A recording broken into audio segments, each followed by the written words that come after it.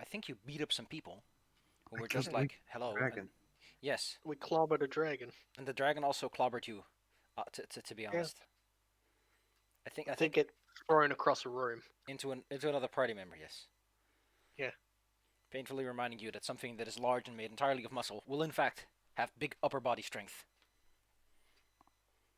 Although to be fair, considering how dogs are able to use their paws, I'm surprised dragons have any sense of dexterity.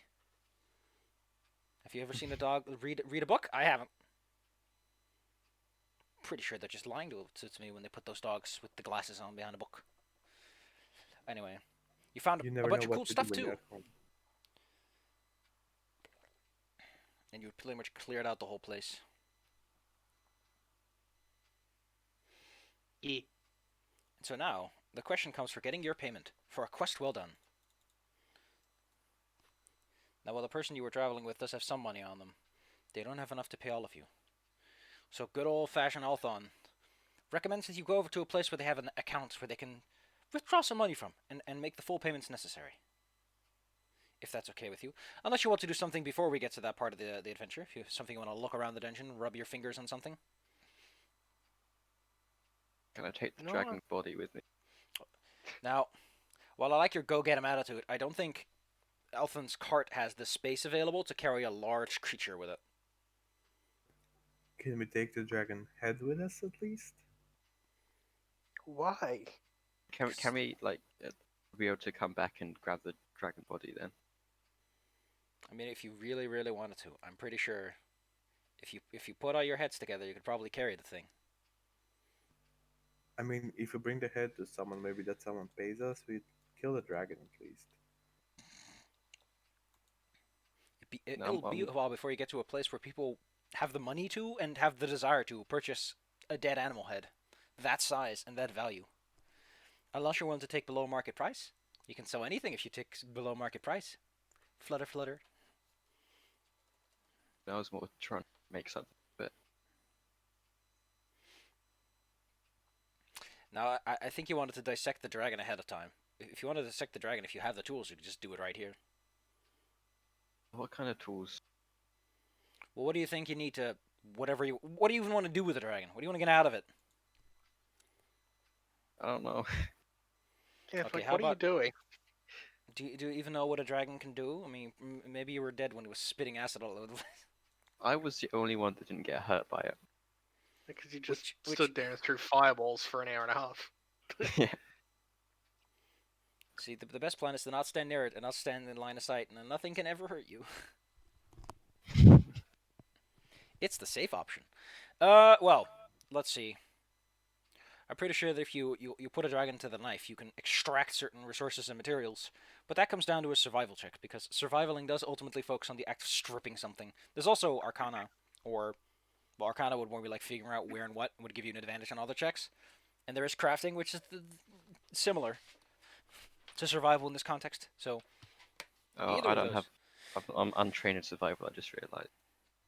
Well then, I do have Arcana in crafting though. well I like your I'm go-get-'em trained- attitude. I'm trained in survival, arcana, and crafting. Well then, the Arcana check is a separate check, which is more like figuring out where to go before you go for it. But if you roll poorly, it'll just make that survival check all the harder. So it's like, do you want to risk double jeopardy, or do you think that's going to work out? Is the question. Do you want to think before you do, or go with your gut instinct? I will. I would try and use my big brain. Big brains are being employed. Show me the goods.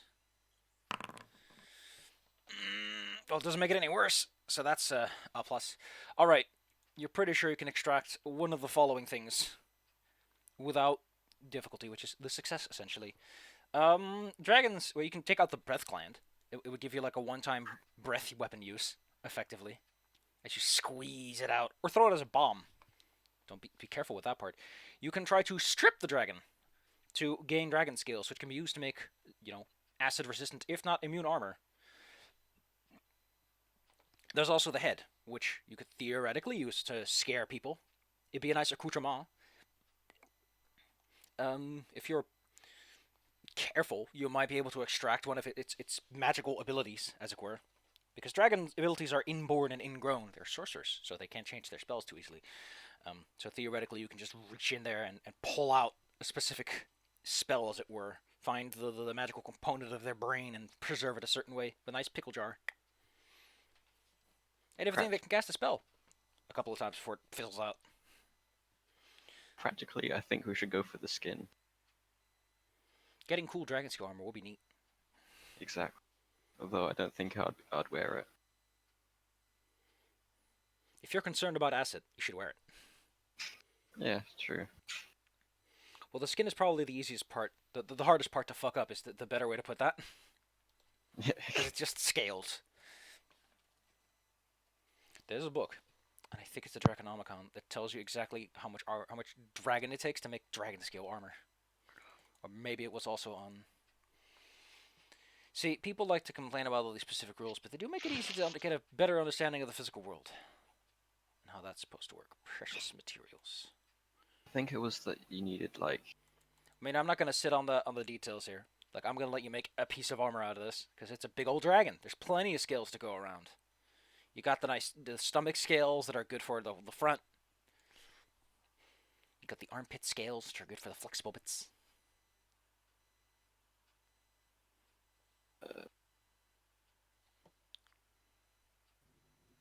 Could I Yeah, use so- the blood? So are you gonna get down and dirty and skin that dragon? Yeah, would that? So would I make it? I don't know, survival. Crafting. I said you can also Yeah. use crafting, since they Okay. both overlap. Okay. Oh, okay. I'll try craft. The broader skills become, the more chance of overlap exists. I'm not getting very lucky. Here we go. Oof. Well, I got some bad news for you. That's not... I mean, it is dragon hide. You're just trying to skin the dragon. In that case, you're able to extract sufficient to make a piece of armor with, once you have the time to tan it and stitch it onto a frame, as it were. Yes. In total, this series of flaps and upon flaps is about 2 bulk, and it's a bit heavier than you thought it would be. It is basically wearable armor, so of course it'd be heavier than you think it is. It's pliable like cloth, sturdy as steel. Would the Wait. blood be useful for taking? You want to take this dragon's blood?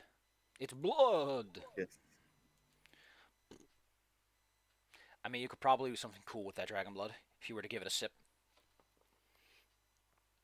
Do you have any vials available on you to capture some of the concoction? I mean, you're not going to drink it raw. You're going to want to distill it or purify it a bit before you start sipping it. But Well, I have no vials, but I have a water skin. you decide to fill your water skin with dragon blood. Yes. Ew. Well, you now have a water skin of dragon blood. Who knows what you can do with it for now? You're going to have to figure that out when you're in town and have some supplies to do experiments. Or That's read never up. gonna wash out. That's never gonna wash out. Yeah, you're going to want to buy a new skin. Yeah, They're like it's kind of gross. 1 silver, so we're good. Now, the problem is more, I'm going to have to ask you where you're getting your water from when you're walking all the way back to town. Because, you know, normally people look for water once a day, they fill up on their water, they fill up their water skin, they keep going. You don't have that luxury, since you just use your water skin to carry dragon blood. Well, So I'm just gonna- asking you. I'm gonna hydraulic push around me, then drink from the air. Well, that's pretty cheeky, and also kind of stupid, but sure. This little dingy is gonna make do where he can make do. Marvelous. Well, I wasn't thinking clearly when I decided to put blood in it, but yes, we're good. What's I'm owning up to it. It's spoiled now. The bag ain't useful anymore. Unless you want to get, I don't know, dragon hepatitis. Ugh. Is that all everyone wanted to do around here? I presume at this point you managed to get all the dragon hoard stashed up on the cart. Yeah. Those thousands upon thousands of coins. 200 and something pounds, was it? 230? 240? A lot. Basically, Large you were carrying an overweight person all the way out there, 1 coin at a time. Oof. with your fresh dragon horde in tow. Let me just see. Is that on the? You know what? I really kind of wish this loot sheet had. Does it have it? It should have a section that's just like total weight, because that just makes sense, you know. Have a little bitty at the bottom. It's like, by the way, if someone were to take all this into their pockets, this is how much it weighs, and you can have a party weight limit, and you could just handle it as a party supply line. Ugh. I noticed that the copper isn't in there, but that's fine. Marvelous. You decide to leave the dungeon, having found the items you came for. You are promised a hefty sum of 200 gold pieces per item that you found, and I think you found about 3 of them. Do correct me if I'm wrong. Believe Nice. it was 3. Cool. So that's a total of 60 platinum. Ooh, that's 15 ahead. That's pretty money. But of course, people don't carry that kind of money on the go. So again, they want to go to a bank account that they have in Drillin's Ferry, and then you'll get your payout. How does that sound? Amazing. I mean, Mm. they're also totally okay with you going to Brindle, and then they'll send a messenger for you. But you know, they need to know where you are in order to send the money to you. No, it's fine. Excellent. Then on the road we go. It'll take about 3 days to get to the first Rio village, as I charted out the route. The first destination will be Doth, after which you'll get into more of the civilization itself. You can really tell that it's the main road where people like to live, because once you go too far, it's just like, nope. Also, this map is technically missing one of the hammer fist holds. There's one over here, if I recall correctly. But that's what you get with maps that aren't good. Perfect. Perfect is the term. It is a good map, because you can navigate. Marvelous. Anyway, I gotta roll and see if anything happens along the way. Because the roads aren't necessarily safe. After all, there have been kidnappings here recently, haven't you heard? Your fine new friends who waved goodbye when you left the dungeon politely informed you to, you know, trouble afoot. In order to roll for random encounters, I use a system that's pretty cruel, because it rolls encounters quite often. Did you say cruel or cool? Both. Wow. I like that I rolled 5 5s and 1 1. They are self-descriptive.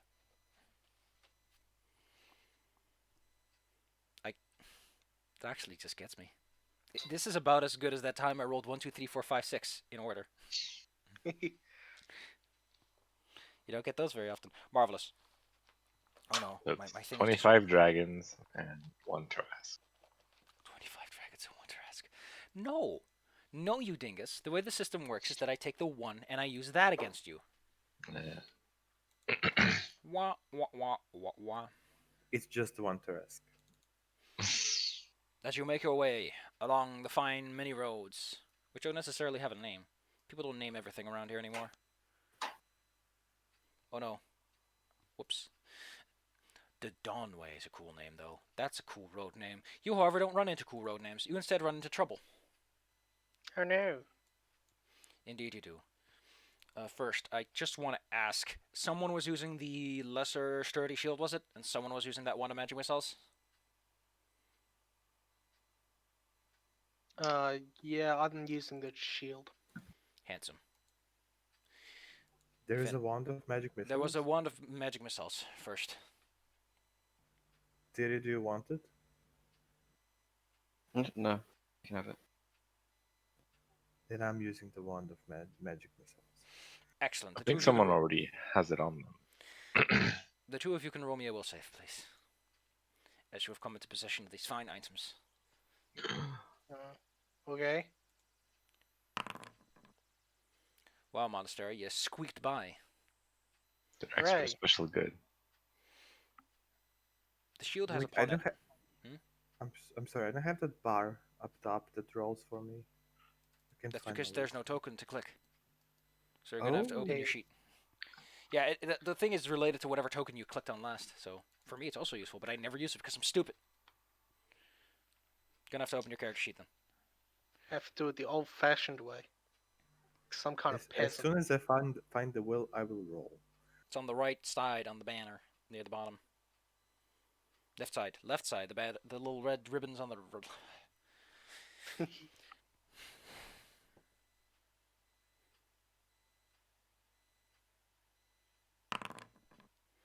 Marvelous. Monastery. There we go.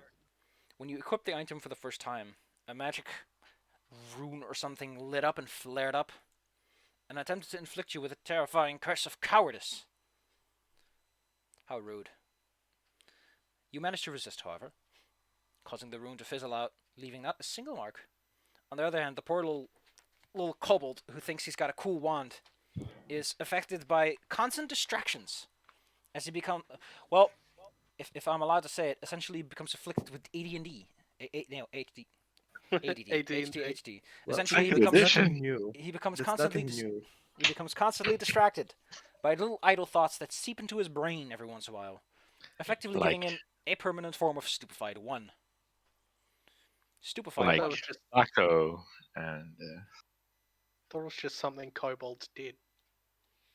No, this They're is like- worse. Distracted by shinies. You take a status penalty equal to the value on all intelligence, wisdom, and charisma-based checks and DCs, and that includes spellcasting, will saving throws, spell attack rolls, spell DCs, and checks that use those ability scores. And skill checks. Well, of course, you already applied to those. Anytime you attempt to cast a spell, you must succeed at a flat DC equal to 5 plus the stupefied value. Or simply put, your low kobold is a little too distracted to cast spells good. You might want to get a cleric to look at that. Oh no. Oh no, inflicted with dummy. Inflicted with constant distractions. Like, what if you wore like a white scarf? And then as you scratch your chin, you lose the spell.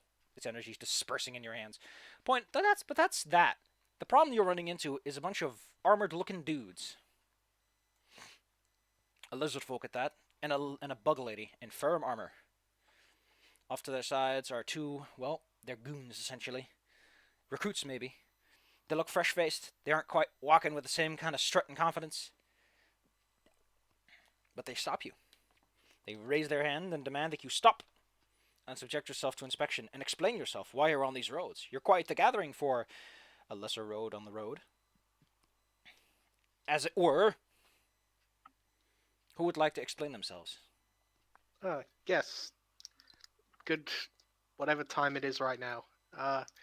We are on our way back from a job in which we were tasked with scouring a mountain cave for various artifacts, and upon completing the job, we are now heading back to town in order to rest up and have the various paperwork sorted. Some of the guards she's with slowly look around the big cart, and they seem suspicious of the fact that you are carrying an awful lot of things with you. On a dungeon exploration. That's a mighty fine excuse for carrying around so many things that might belong to people that you may or may not be hiding somewhere. Excuse me, I would never do such a thing. You would never do such a thing. Of course not. One of the guards points his finger at the cart and goes, "There's blood on this thing!" Which, of course, comes from the dragon hide that you were carrying in that cart. Or on you. I imagine that stuff stains. Yeah. Additionally, you were also probably slathered in some blood. Or at least there's like a couple of spots you missed. Because, you're not laundry women. You're not those old ladies who take care of your laundry with a big fat smile and throw a lye in it. Lye sees so much use in the olden days. It's used for corn, softening it up. Point is, they start to get a bit paranoid about the fact that your cart's so laden with goods. The lady steps a bit closer, hand on her weapon, giving you the firm look of someone who's about to make arrests. So where are you from then? Where did you go exactly? Some mountain place, you said? yes, Stone Tooth Caverns. There was a dragon in it, hence this hide that we recovered from it. Do you... We did the area a great favor. And when exactly did that happen? Probably Time- about yesterday at this point. Yeah, yesterday, so effectively. You spent the rest of the day like cleaning up, getting your treasure set up, and then you probably had a little nap. Because you did get very much slammed into the ground by a very big chunky dragon. At least some of you Yeah. did. Some didn't, as they will happily brag about. Until the end of time. So what's it like getting sat on by a dragon? I wouldn't know. Aren't I just lucky? Nobody's distracted by glitter of a sword or some kind of weapon of someone. So it's a Just mighty, staring at it. mighty fine coincidence that you happen to have hunted a dragon within a short enough time frame that no such rumors would have hit my ears. I think the real question that it comes down to is, would you mind if I took a look in that cart? By all means. Yeah, Did We've they got look nothing to hide. like legit guards? These people. Like, How familiar are with the local area? I don't know. Do we have anything in the cart that would be super suspicious? Not super.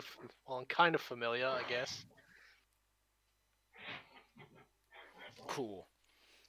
I mean, okay. In that case, yeah, society check is the appropriate one. You would probably know some of the bigger names and symbols, and she probably feels like the right answer here.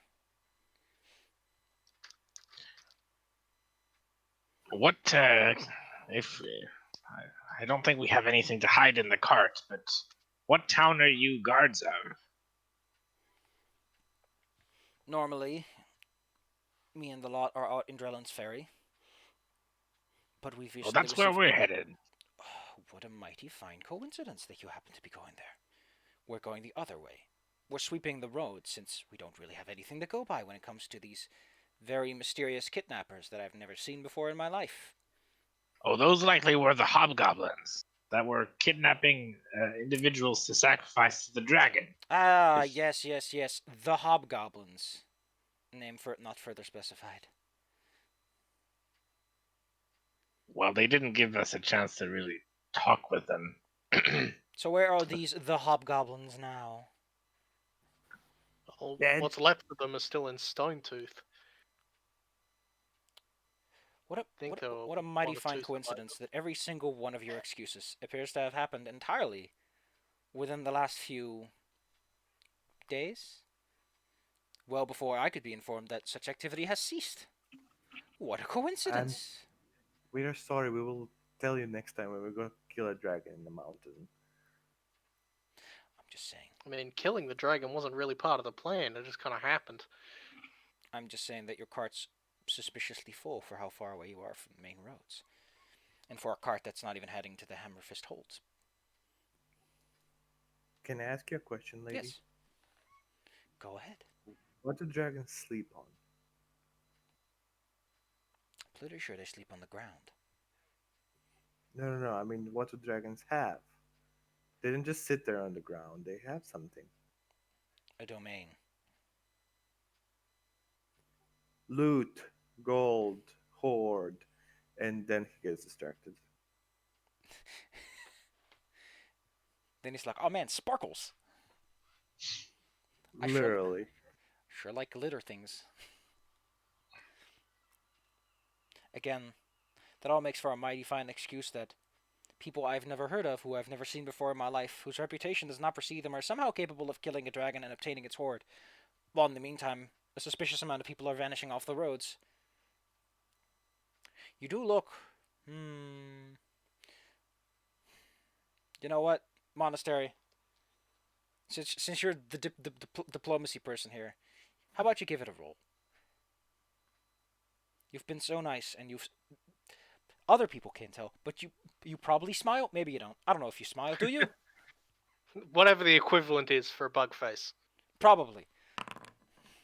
Yeah. So what? People I just do don't... have a backup plan though, in case it doesn't work. Well, a fireball usually works, but I can't do it. I'm A not non-violent fireballing the backup guards. plan. Now, while I'm normally against blowing up the local constabulary, I don't think anyone would figure out what the hell happened if you just blow them up. Don't. Now, to be Let's fair, respect law enforcement. I would be far more supportive of that decision if this was another game that I once ran where people were perfectly okay working with the Nazis, and instead of not doing that, we're like, oh, woe is me. I'm not forced to kill these innocents, but I sure am doing it. And it was the weirdest morality moment in my life. I'm good, but for some reason I'm okay doing this. That's uncomfortable. It is very uncomfortable when the party is perfectly okay perpetuating essentially class warfare upon people who haven't done anything wrong. Just that party collapsed because Jesus Christ, they were a bunch of weirdos. And there was Como. He was there too. He was nice. Como's always there. Whether Why is he whether always he's in my invited- games that fall apart the fastest? I don't know what it is. I can't blame him because he's not usually the reason, but he is there. Oh, so we are doomed, you're saying. The fine lady that you happen to be dealing with at this moment. Let's be clear. She is looking for someone. She's looking for anything. You know, she's been on the road. If she comes from Drellin's Ferry, she's been on the road for like a week, probably 2 or more, depending on which road she's been following. At some point, she wants to find someone to arrest. You know, it's the pure frustration of like, I'm looking my best. I just no one, and then they come across you after 2 weeks. Very well stocked adventurers who I could know easily, if cops they like wanted to, that. make people vanish off the roads and kill a whole bunch of guards if they had to. You know. She's doing the mental gymnastics. Question, Well, do you know if you can find any other explanation for why we would have a dragon pelt in our cart than what we've given you, you're free to give it a shot. As to not knowing who we are, you soon will. For I am Good. Hotbath. These are my companions. You can definitely tell that this bug lady, like her companions, are not familiar with the normal nomenclature of bug people because they start snickering when they hear your name. Wow, mean. Who calls himself Hotbath? a really cool dude? Hotbath kind of Aw. just sits back down on the cart, chitters away. Chirp chirp. Snogo is playing with a string on his robe. Well, Mr. Hotbath, how about you roll me diplomacy, since apparently you're attempting to make a persuading argument. Jesus. Use a hero point. Part of me wants to wonder, like, if you rule that poorly, what exactly is the mental gymnastics she's using to justify that you have one? Because it is a good argument.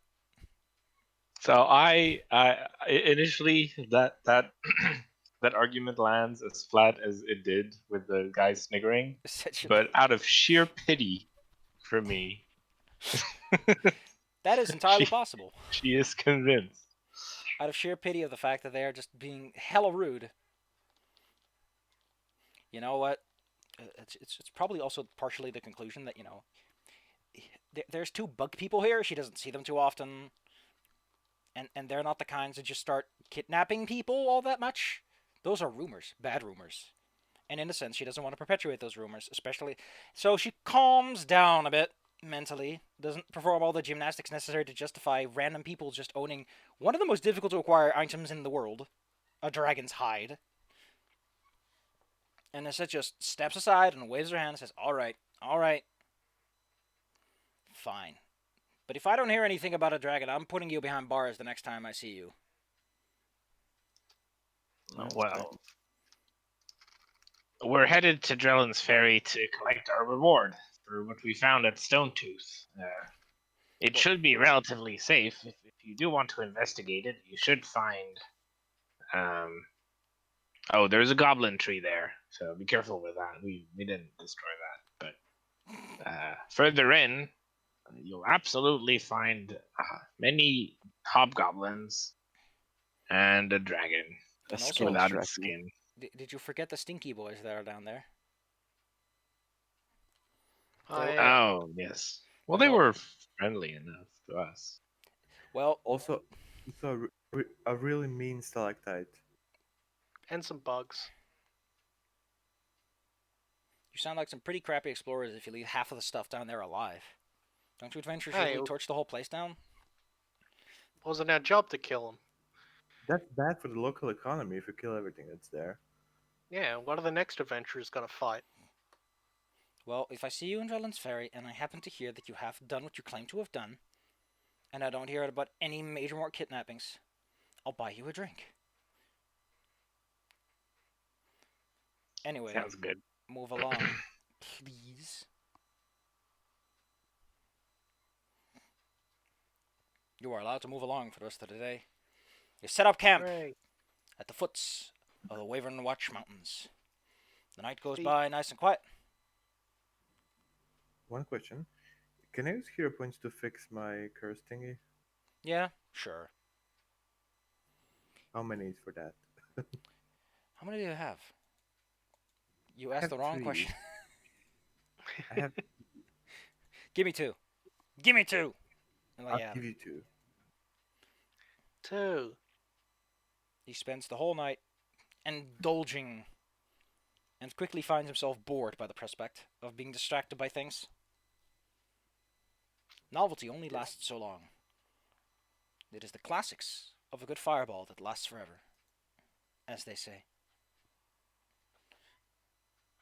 Ha ha ha.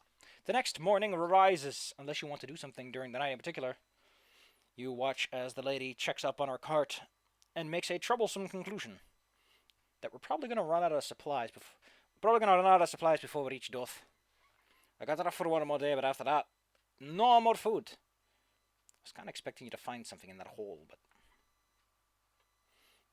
Something edible? You really want to eat something from that hole? listen, to be fair, I've heard stranger things. I've heard of adventurers coming out of a hole and they come back with like entire casks of wine.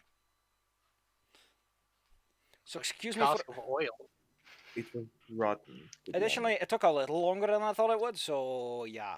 We are a long... In case you haven't noticed, we've been at this for like a couple of weeks by now. In total travel time and all, so... Maybe we should have gone to Hill Watch first, but that's my mistake. Well... So, keep your eyes open and try to pick up something along the way, alright? I can look for tracks. Looking for tracks does not result in food unless you want to do something with those tracks.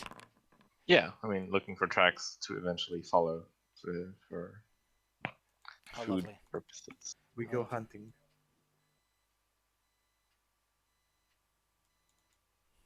As you move on yonder down the road during another day's travel. Some of you were planning to forage, was it? Yeah, or find game. The people who wish to forage must roll me survival as they partake in nature's volley during the resting hours. They probably get yelled at because, like, help me put up this tent. Ugh. I'm helping put up the tent. I. I'm shorter, so I'm closer to the bushes. Jesus.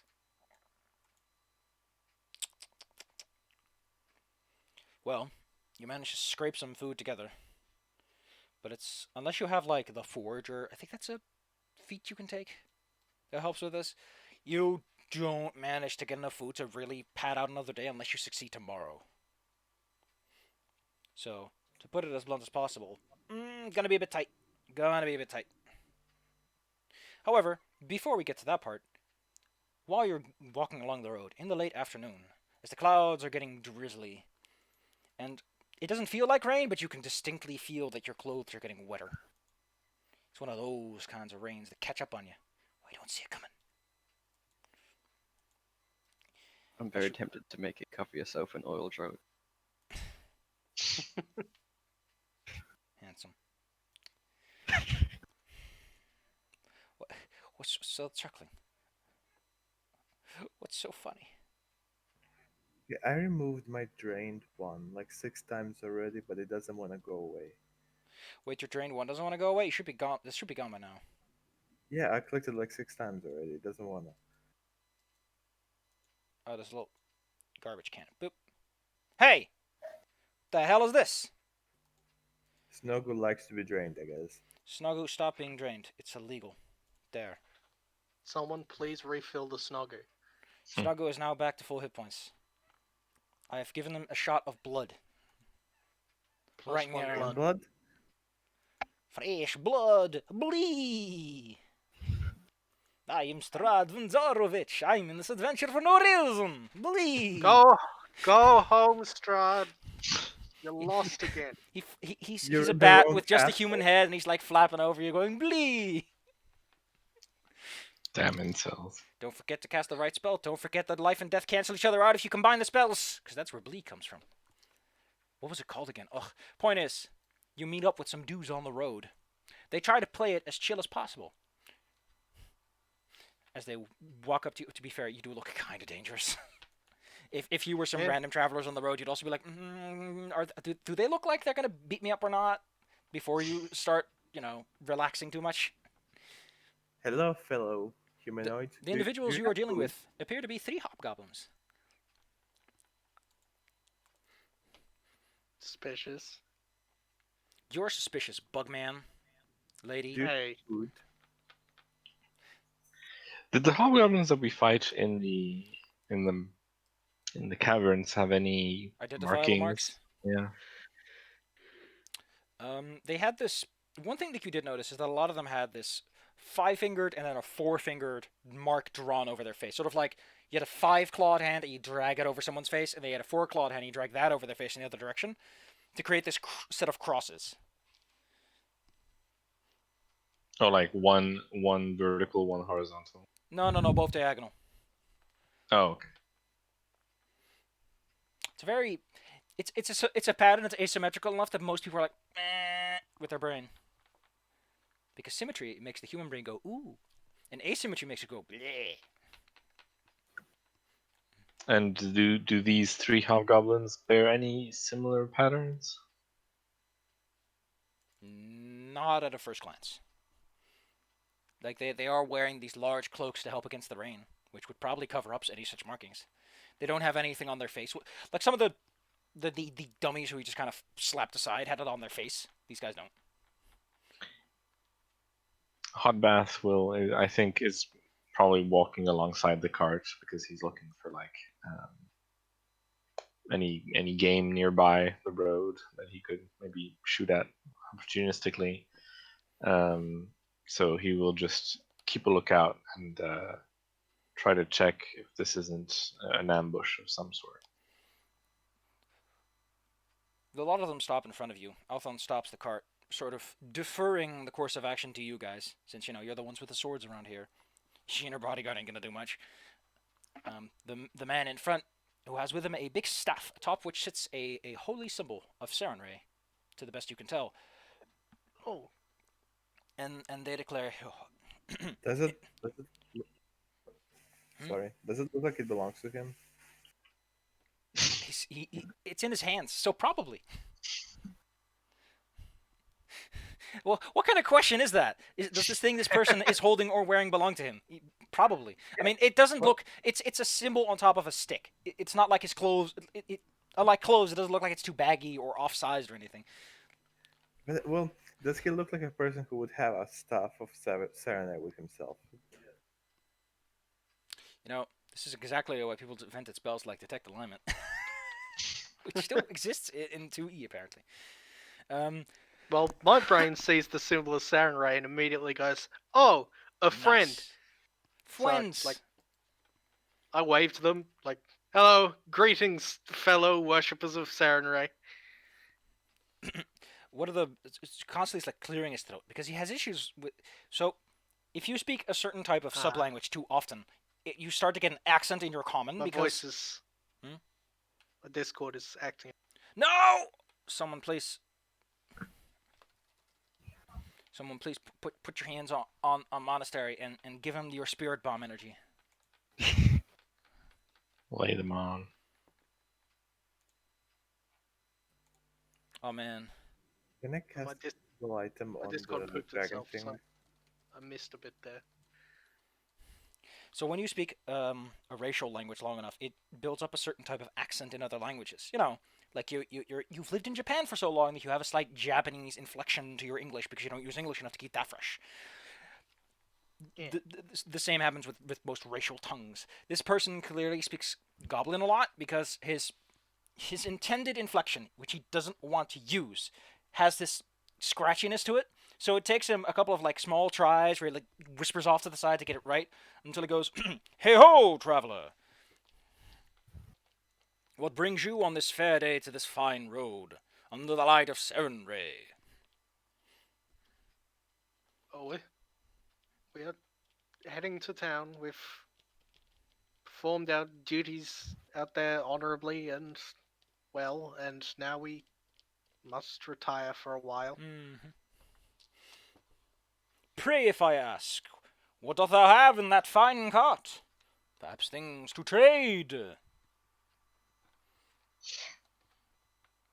Potentially, we've been quite lucky in our adventures so far. Altham perks up at the mention of trade. Ooh. Do they have a cart? No, they are traveling by foot. Not even a donkey. What do you have to trade? Haha, of course we have a fine bag of accoutrements with which we can trade, as well as spare coin. Fortunately, we're pretty low on supplies. Ah, what supplies? Food. Ah, food supplies. I see. Well, we have some to spare if you wish to trade for proper coin. Wink, wink. You watch that the two guys he's traveling with, who are dressed in these monk robes, like humble stuff, walk over and take a look at what's in the cart. They are.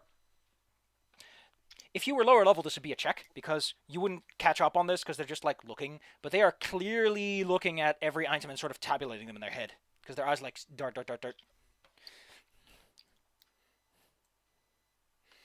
You know what they're doing. They're sizing you up.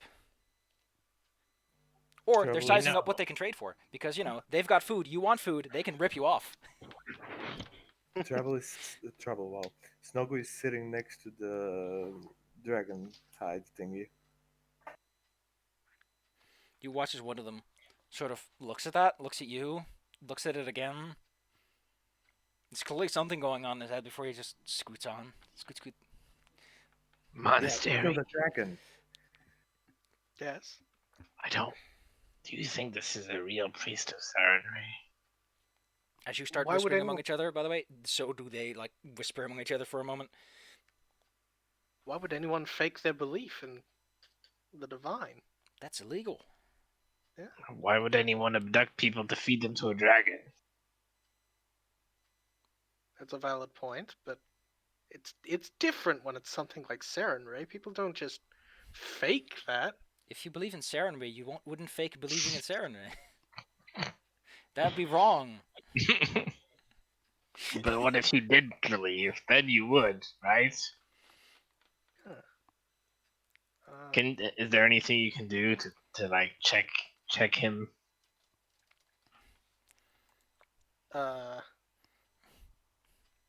Them. You can pray with all your heart to Sarenrae and see if perhaps she'll give you an augury. Like, yo, boss, I need to... does this guy work for us? Oh, I think I do. I do have an item that lets me cast that free. Excuse me? What is this majestic item you have that just lets you figure out if someone is religious or not? It was the Aeon Stone.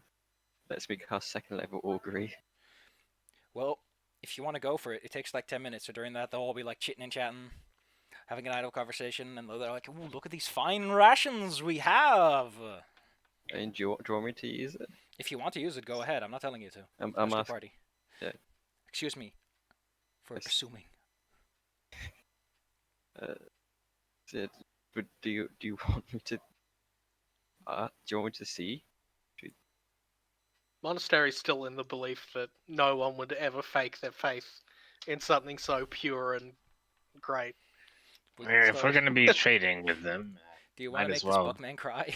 might as well check. I think Bug just to lady. make sure. Monastery seems very very disbelieving, which is ironic in its own way. I mean, if anything, blind faith should be expected. Well, it's up to you, it seems. How do I? That's a good question. How do you? By the way, a thing I learned just a little while ago is that if I make spell sections on monster sheets, I can actually specify that it's a scroll section. It's the scrolls they carry. Ooh. Nice. Yeah, that's what I'm doing. Oh, wow. Players have it too. You can have scrolls, wands. Ooh. reason to do that, but anyway, bunch of sexualicious people. Let me look that up. See if I can just get augury to pop up into the chat. Let's see. Nope, I can't just roll augury. Can I pull it? Nope. Well, here we go. Augury. It takes 10 minutes to cast, so they'll have a bit of time as they start negotiating prices on those cool rations. You gain a vague glimpse of the future during the casting of the spell. Ask about the results of a particular course of action. They can predict up to 30 minutes into the future and reveals the GM's best guess among the following outcomes. Wheel, if that's good. Woe is bad. Wheel and woe, which are not bolded properly. Get on that, Foundry. Yeah, only wheel is bolded. The results will be a mixture of good and bad if it's both. There's nothing particularly good or bad about the results. I also rolled a secret flat DC 6 check, so there's a 25% chance. You just get nothing for no reason. Oh, but this is gonna sound stupid, but it says the resonant power of the augury from the Aeon Stone makes it always succeed. Well, marvelous. What is this question you want to ask? Don't forget, I answer that specific question in that specific context and nothing else. It's like a genie, but nothing happens. You just get an answer. Good genie 8-ball. This is why I So- didn't want to so move are into an this- 8-ball. So is this? Oh, I've forgotten the descriptions of the. So there's 2 monks and There's two monks-looking feet pole and one with a priest stick. is this a priest guy? Is he an actual follower of Serene? It's really funny about augury is that it tells you. So, ask about the results of a particular course of action. So you can't ask a question that's Oh, yes, right. no. You have to ask a course of action. Like, what will happen if I stab him in the eye?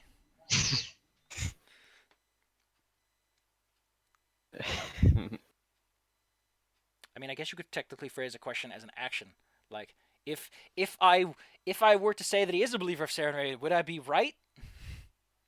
And would I look like an idiot in front of them? That's actually the clever way of doing it.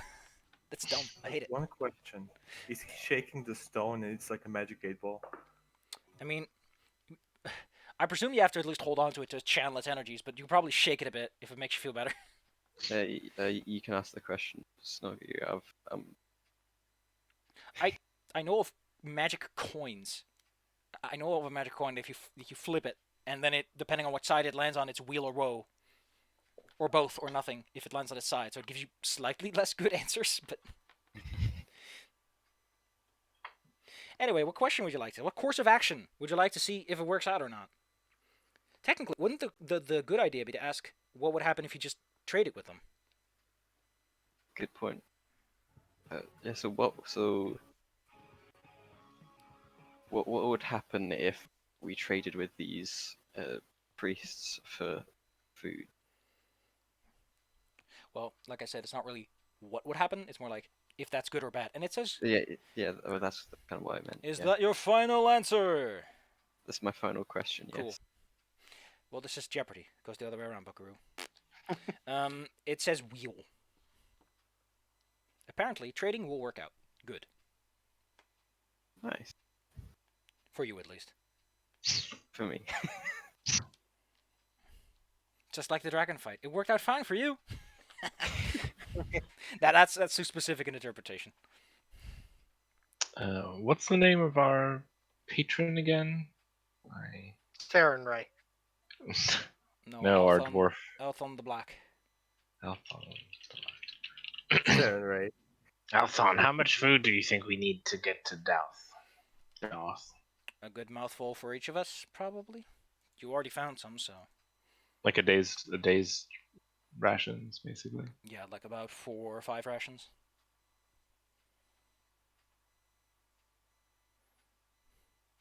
We'll take 5 rations. Ah, yes, 5 mouthfuls of rations.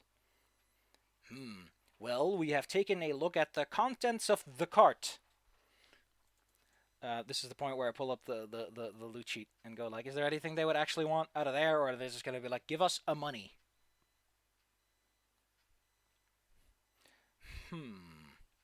Oh, I think I see something that they would gladly trade for. Would you give us a potion of invisibility from your cart? Can I have a question for the DM? Yes, And it's please. really awkward. Like before we entered the mountain, I had like 15 rations because I bought extra before we started. Oh. How much would I still have? Gosh, I wouldn't know.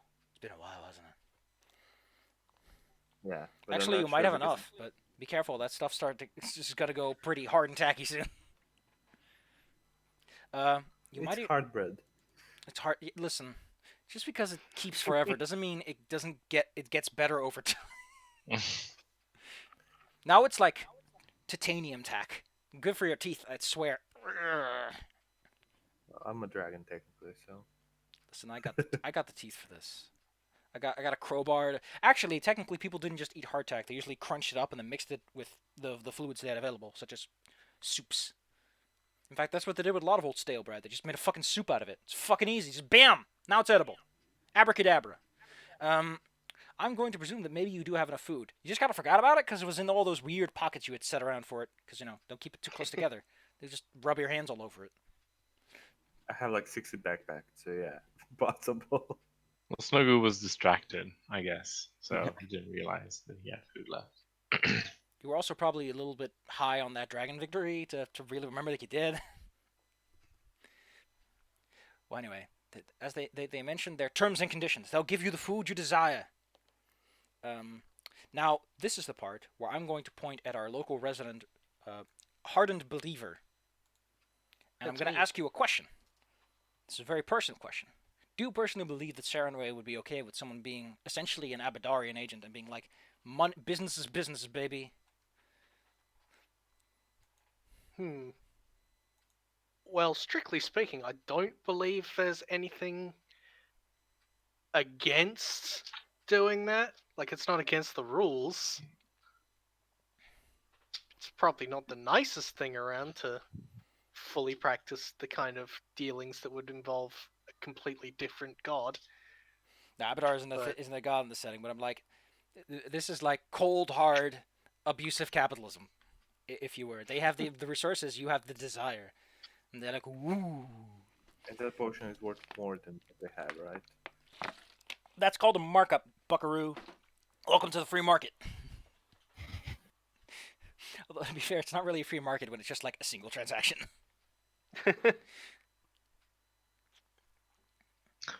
Surely, for your noble knight here, you would not expect such an unfair trade.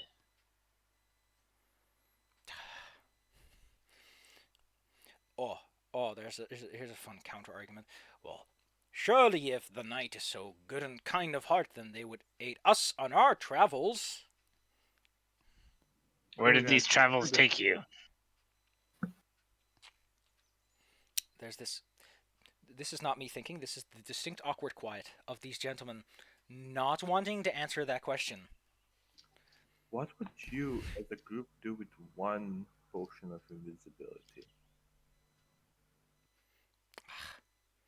Details. It always helps to have a tool, he says to quickly sidestep the question that was asked by the other one. Snuggle is getting suspicious. If you were headed to Stonetooth, you'd probably want to head somewhere else. We cleared it out of your allies. Our Killed a bunch of allies? Whatever do thou mean, Earth?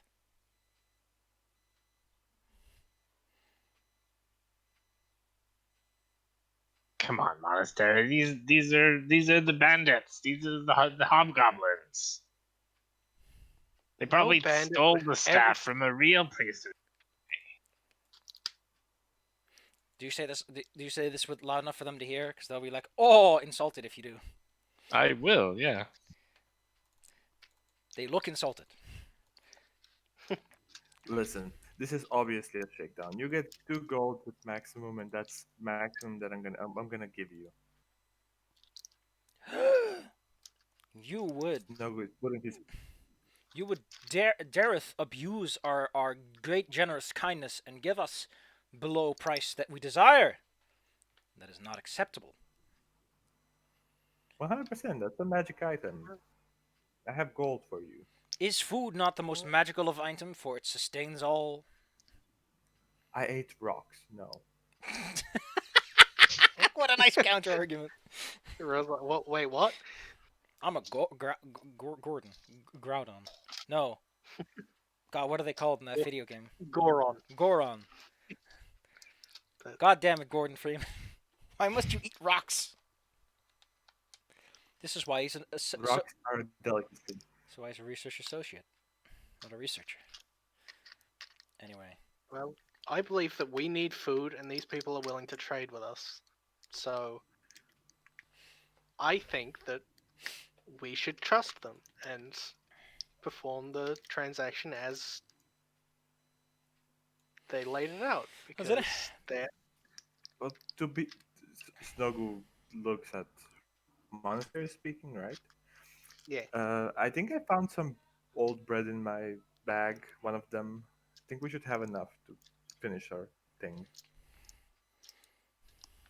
gonna need a lot of water to make that stuff edible, but Well, Well, we can those bread roll thingies. it's a bread Very- roll thingies. very well. If you believe we have enough resources to make it all the way to town, then we can pass on the trade. Wah, wah, wah, wah, wah, wah, wah. Hot baths, mandibles, just chitter. Clacky clacky. Well, I had 14. How much do I have after the whole dungeon thing? That's my question. Let's say much do- 7, like 5 in the dungeon itself, and then 2 on the road so far. That seems fair enough. Okay, I have 7. That's days, right? Yeah, that's like a day for a person. Yeah, I have 7 for 7 days. If That should be enough then. No, I don't have 7 days. Yeah, I have enough then. I have 7 left. Snogu says that. Are we talking about rations in our backpack? So I've still got 40.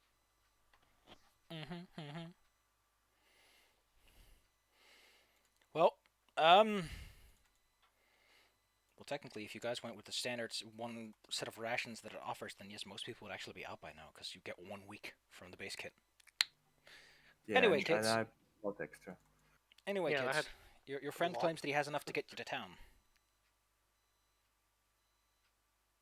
Well, that sounds good. Thank you for the offer of trade, Beast of Sarenrae. Good luck on your travels to where you wouldn't tell us, and we'll just be on our way.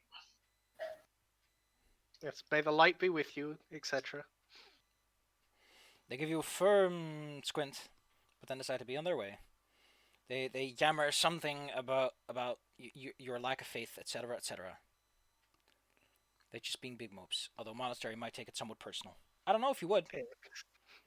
They are like Sir your- Ray's gonna be bummed out a little bit for a while.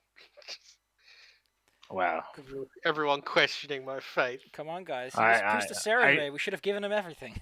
I sure hope those weren't bandits dressed in the cloth of your faith who are gonna assault innocent travelers. Closeted bandits. Can you imagine how awful it would be? What, and you suggest that we just attack anyone wearing the garbs of the Sarenrae faithful just on the off chance that they happen to be No. a bandit? But these ones were pretty fishy. Well, I think we're pretty fishy when you think about it. How? But we're covered in dragon blood. Well, not like covered. I presume you tried to clean some of it off, but you know. Yeah, but it's like stained the cart. One of us has a water skin full of blood. The blood of an evil dragon that you slew. Bahamut Well, that approved. Tiri slew. You rubber stamps it. We're traveling with our merchant friend who paid us to do the job. Recover priceless dwarven relics. History unearthed. So you don't have to feel like you're, doing that thing they used to do in the 90s and before, where they walked into a place and went, "This is ours now," and then they just took it. It's more like, imagine if those guys are like, "Hey, could you take this for us?" And they're like, "Cool. We would like to learn about history, such as why this guy built a bridge that's upside down." It's a weird idea, isn't it? Supports go into the heavens endlessly. Makes my head hurt to look at. Well, that happened in Dwarf Fortress. Sometimes the generation makes an adamantine spike that just goes whoop inside the heavens, and it's great. It's the best. Point is, another day goes by, and you've decided to leave those fine gentlemen to their own way. Straighten out your jacket, as it were. Now comes the final day of travel. Let's see if you run into anything spectacular. Boop. Ew. Hey, you managed to do it. You managed to roll a 6. Aren't you a bunch of lucky Wow. boys? Wow. Marvelous. As you go along yonder road, and honestly, rolled way more middling than I thought you would. I was expecting there to be more. It's a lot of 5s. If you think about it, look at that. There's like 5 5s in the first one. Then there's like another 5 in that one, and 3 4s. Ugh. And here I got like another 3 5s. Jesus! If we're trying to roll stats, it'd be all 15s, baby. Yeah. I'm perfectly above average. As you walk down the road, during the middle of the day, a good omen strikes you. It's a rare blossoming flower besides the road itself. I gotta cross out the things that actually... Oh, I thought that almost erased everything. That would have been Ooh, terrible. I want to see that. That looks shiny. I'm gonna check out the flower. As mentioned, next to the road, a small, beautiful flower. Its petals are made of a glowing blue, and it shimmers almost like a ray of moonlight. It Is is... that a nature check? No, I'm sure. But what it actually provides you is a sign and good omen. As in, you got lucky on your roll, and you get a benefit for that. And the benefit of this beautiful baby little flower is that you get a hero point, and you get a bonus on your next initiative roll. Ding. Nice. Nice. Feel good about yourself. Nice. Such just a nice flower along this otherwise quite boring travel. Ran into some weirdos who ask a lot of questions, but Guys, look at this nice flower. don't just pick it. You gotta be sure that it's a flower you can pick. Anyway, someone else roll nature, see if they can perhaps know something about this beautiful flower. I'm on trained in nature, so I'm just gonna climb back up. Actually, I don't know anything about plants. What am I doing? What are you doing? This beautiful little flower is the offspring of a far more deadly flower. So there are these things called moonflowers. They're bad business because a moonflower agitates lycanthropes and supposedly can make you one if you're an unlucky bastard. They're said to be the origin of it. They are imbued with the raw malice of ill-fated moonlight. But these are the harmless offspring of such a thing, and they are honestly quite beautiful and often kept as prized possessions, especially by nobles who like a good flower. They're also said to bring good fortune. Is there any possibility that, with his experience with nature, Hot Bath could carefully take one of his pouches and Like bag it in a little bag of earth. Yeah. Well, with a roll like that, I'm not going to say no. You managed to extract the flower from its bedding. You're pretty sure it would survive as long as you help water it every once in a while. We could get some coin for this. Or hey, It's pretty. or you can give it to someone you love, and put a kiss on it, and then they smell it and gives them a kiss on the nose. With magic Then turn mouth, into a werewolf. And magic they turn lips. still like that, so- I'm going to cast magic lips. This sounds gross. Don't eat it, Snuggle. Well, I mean, you say that, but it said that if you eat the flowers off of the moonflower that cursed you with lycanthropy, it'll actually cure it. So, if you run into a lycanthrope in the local area, this is a shot. However, you arrive at Doth. Ugh. Thing just fills your lips with what a nice backwater town. It isn't all that backwater. Let me just go to the part that needs to be. Why did I thought it was a good idea to put my random encounters on the same section as the town description? It makes it so confusing for me to read. This is an evolving format, don't worry. Doth is a fine little town. A few hundred people. I need to pull up the part that's in the thing, because that's where the actual information is as to what Doth is. This is just the side information. Whoop. Boop. Nope. Boop. Boop. Boop. Where am I supposed to... Oh, yeah, here. Boop. And then I boop. Boop and then boop? Doth is a sleepy little hamlet, nestled in betwixt, if I were betwixt the trees. On one side, however, the trees are completely gone, as it's been cleared out for large swaths of farmland. A variety of things are grown here, and there's even some cow and sheep trotting around, just having a good time. There isn't much here; only a few hundred people live here. A few elders run this village, judging by the fact that there's some people talking to a bunch of old people who are like, yes, yes, very wise looking gentlemen. On a nearby small elevation, you could call it a hill if you were generous, sits a small ruined looking fortress. And there's only one inn in town, the Tired Giant. Once you arrive, Othon recommends that we take a day break. Let's just take a little while, sit down, relax. You guys just have a little rest after taking care of a whole bunch of dragons and hobgoblins. And from what I heard, one of you almost got melted, and I think one of you got a fractured bone or something. I want to see that chapel, see if they got a good cleric who can set your bone if that's a problem, or a barber, I guess. I'm gonna stock up on supplies and get my wheels greased and everything else. Barbers set bones in this? Well, technically speaking, barbers often occupy the double role of being both the surgeon of town as well as the person who cut your hair. Okay. They were the person who handled small, sharp objects near your body. Man, It's not useless for scissors. that's why the red spinny thing is there. But yes, she recommends you to stay around town for a moment. Just kick back, relax, don't worry. It's just a tiny ass town. We have a lot of treasure in our cart. There is probably a shop somewhere in town. In fact, standing on the main square of the town, you do indeed see one. It's called the Woodman's Friend. It's a general store of sorts. Well, Snow goes in. If anyone wants to join, we can. Yeah, I'll tag along. Scamper, scamper. Likewise. You head into the place and find that it is run by a twitchy little Tengu.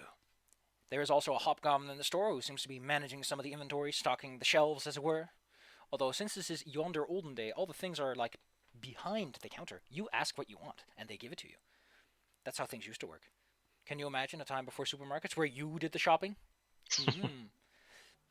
How many rations do we need to get to Talar?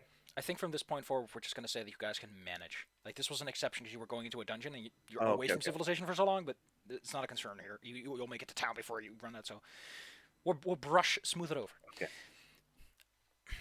The fine Tengu puts their hands, like, slap on the table, but because they're bird hands, it's a relatively hollow-sounding smack.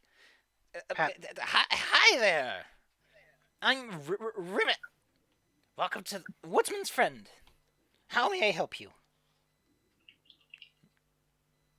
Greetings. We return from the Stone Tooth Caverns, Ooh, and that's quite a ways away from here. What's it like? All those hills. it's hilly. Ooh. Well, if you've any fine, he looks you over, sees the armor, the weapons, goes, if you've any fine adventuring treasures, I have plenty of money. You'd be surprised how much would come to a small town like this. Oh, good. No, yes, there's many things that we'd like to dispose of. Travel light. You know how it is. Now, I know. Oh, yeah, here. I put them in a special section. There's a merchant sheet. And I decided to prepare one so that you can just decide for yourself what you're going to do. Yes. I'm taking advantage of the tools available. Configure permissions. I think with Observer you guys can purchase items? So yes, I think there's no button for me to show it to you all, but there's now a merchant. Yeah. He has plenty of items for you to purchase if you feel like buying some things. It's actually quite impressive. Like, once you take a look behind him, this guy's built up a whole bunch of stuff. You even see these small little cases that he's built where he puts beautiful little gems. Can we split the gold that we already have acquired in some way? Or Yeah, can we split the money? well, could we just You're sell an- things and then split? You're an that? adventuring party. Why would you be so selfish as to want your own coin? Well, to be fair, there are plenty of reasons to do that, but besides selfishness. Yeah, I just don't want to overspend my Yeah, Kalolo same. amount. So, I didn't even know there were many dungeons around here still. You know, you live here long enough, and it honestly feels like everything's okay. Although there have been, there has been. So what are you buying? What were you going to say?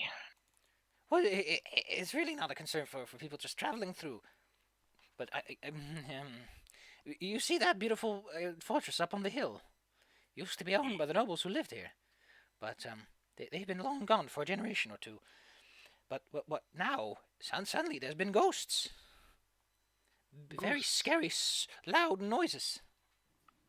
Monastery runs off to the to the castle. Ghosts, you say? You Yes. think it's ghosts of the nobles? Oh, it'd be a bit late for that for me, but I wouldn't know how a ghost comes to be in the first place. Maybe someone went up there thinking you could find something nice. Or worse, maybe some necromancers up there causing all kinds of trouble. Point is, Oh, just a few nights ago there was lots of light, flashing light, and loud wailing. Couldn't sleep all night.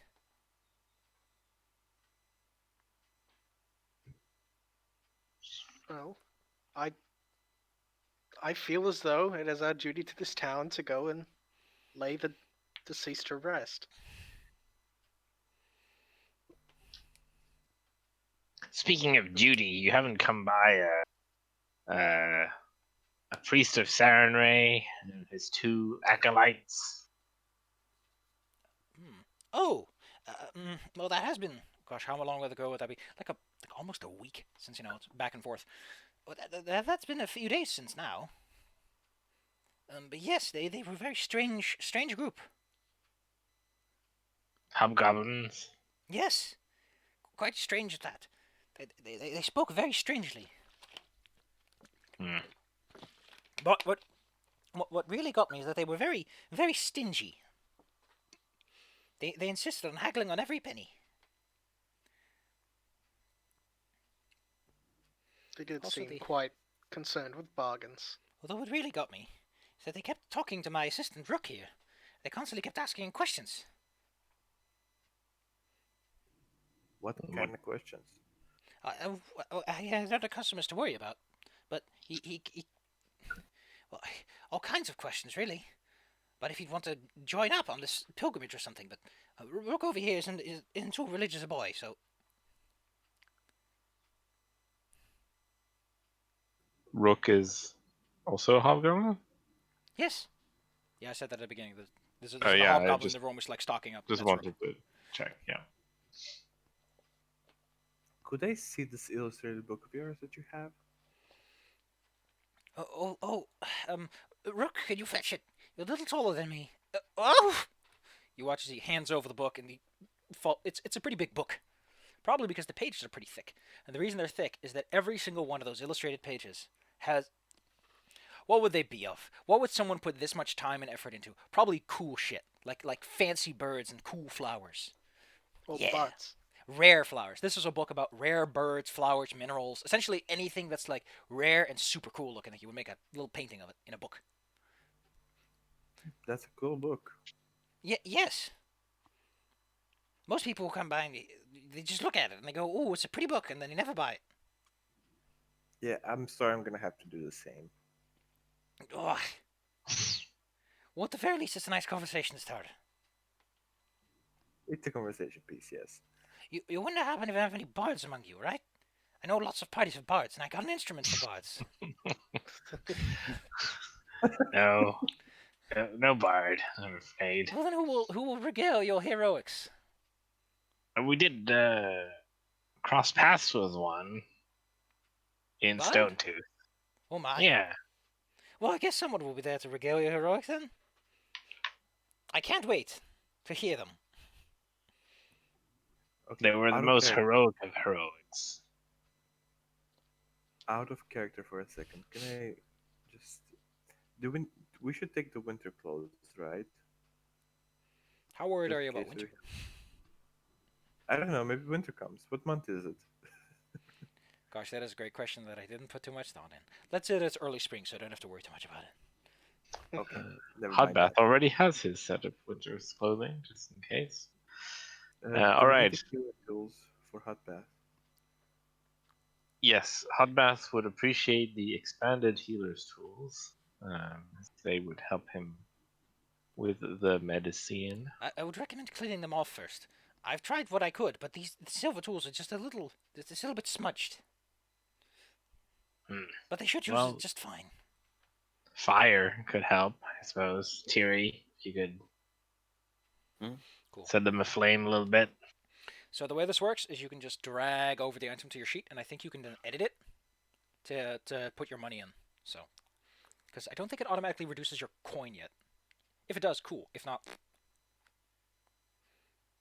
Well, I'll drag it to the party sheet first then, so that it can take the money from that. do it, do it. See what it does. No, I can't drag it. Okay. Let me see if I need to give you better authorization then. Okay. I'm now gonna make you owners. Let's see if that helps. Try again. No. Nope. What the? I'll try. I'll try opening it up again. Whoa! It just vanished. Oh, when I close it, oh, it vanished. Yeah. Oh no, it's at the bottom of the It went list. to the bottom of the list.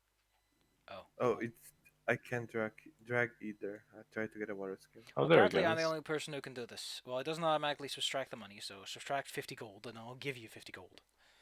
And I'll add it to his pockets. Cool, I'll send him back to owner then. To limit observer, so you can just take a look. My. We have some weapons we can sell you. Weapons, you say? Well, I already have some fine weapons, as he points at a few that are hanging from this small little rack. Suited for all kinds of nasties you might come across. I see you don't have any bows, though. Well, if you want some bows, you're going to have to talk to the hunters around here. They tend to buy me out the second I get some. Well, would you like to have some stock for them to... Oh, yes. They sell out nice and quick.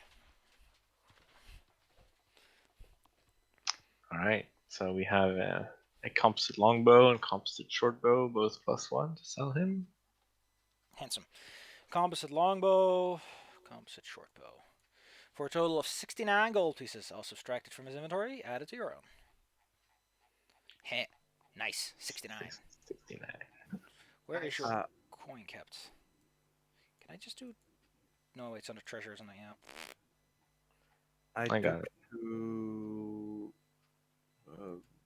water skins and removed the money already. Move some large water skins. I'm How many? interested in that armor potency upgrade. Took 2 out, but I didn't mark the took 2 out. Cool. Let me just look them up. And oh, whoa! I'm pulling tools around here. Whoops! Whoa! Well, there go his water skins. For some reason, there's another stack of them. I don't know why. Weird. Multiple stacks of things. There's also soap doubled and Yeah, it's all weird. Let me just remove that soap. There's a bunch of doubles. Let's just ignore that. That's apparently some weirdness that happened while I was adding things. I gotta remove his money. Okay, so he has 100 and... Apparently, that coin counter at the top is not always accurate. Oh, no, wait. No, that can't be that. Weird. What if I make this 70? Does that change? Oh, yeah, okay, there's just something weird I don't know what's happening anymore. I'm very confused right now. He has no gold.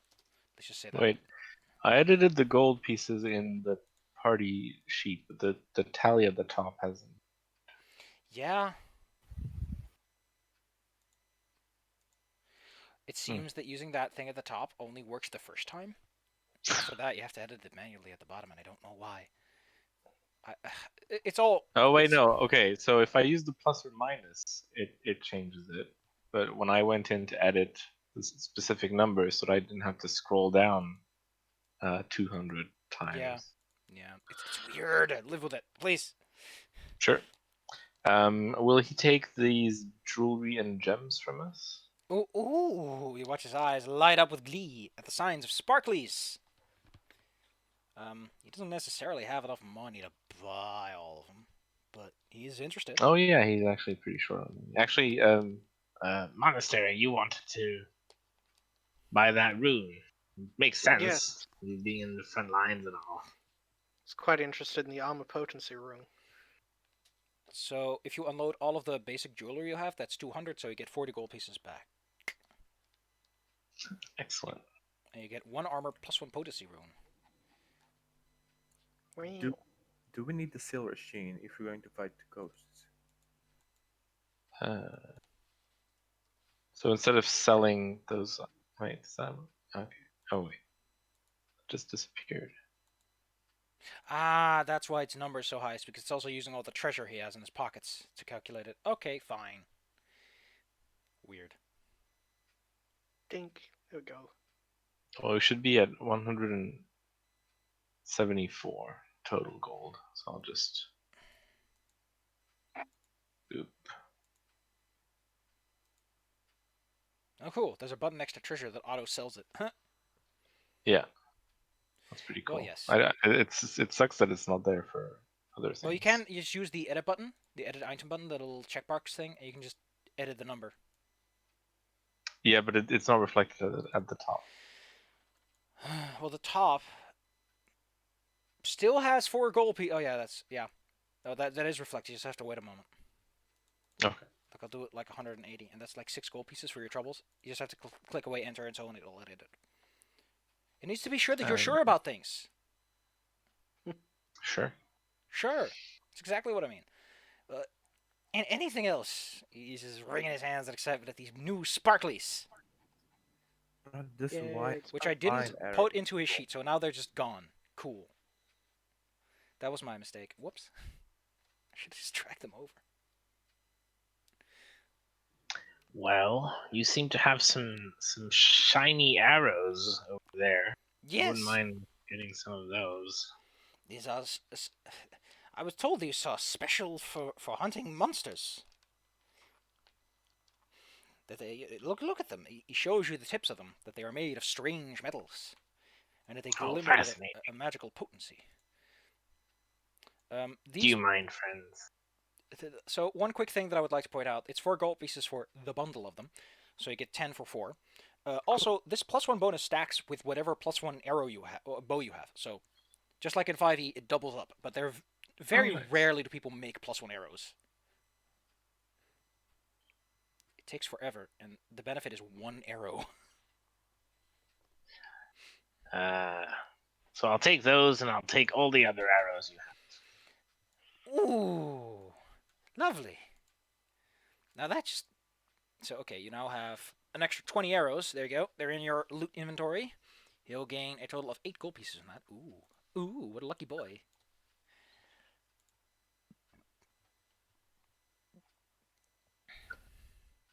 Marvelous. And the regular ones as well. Ooh.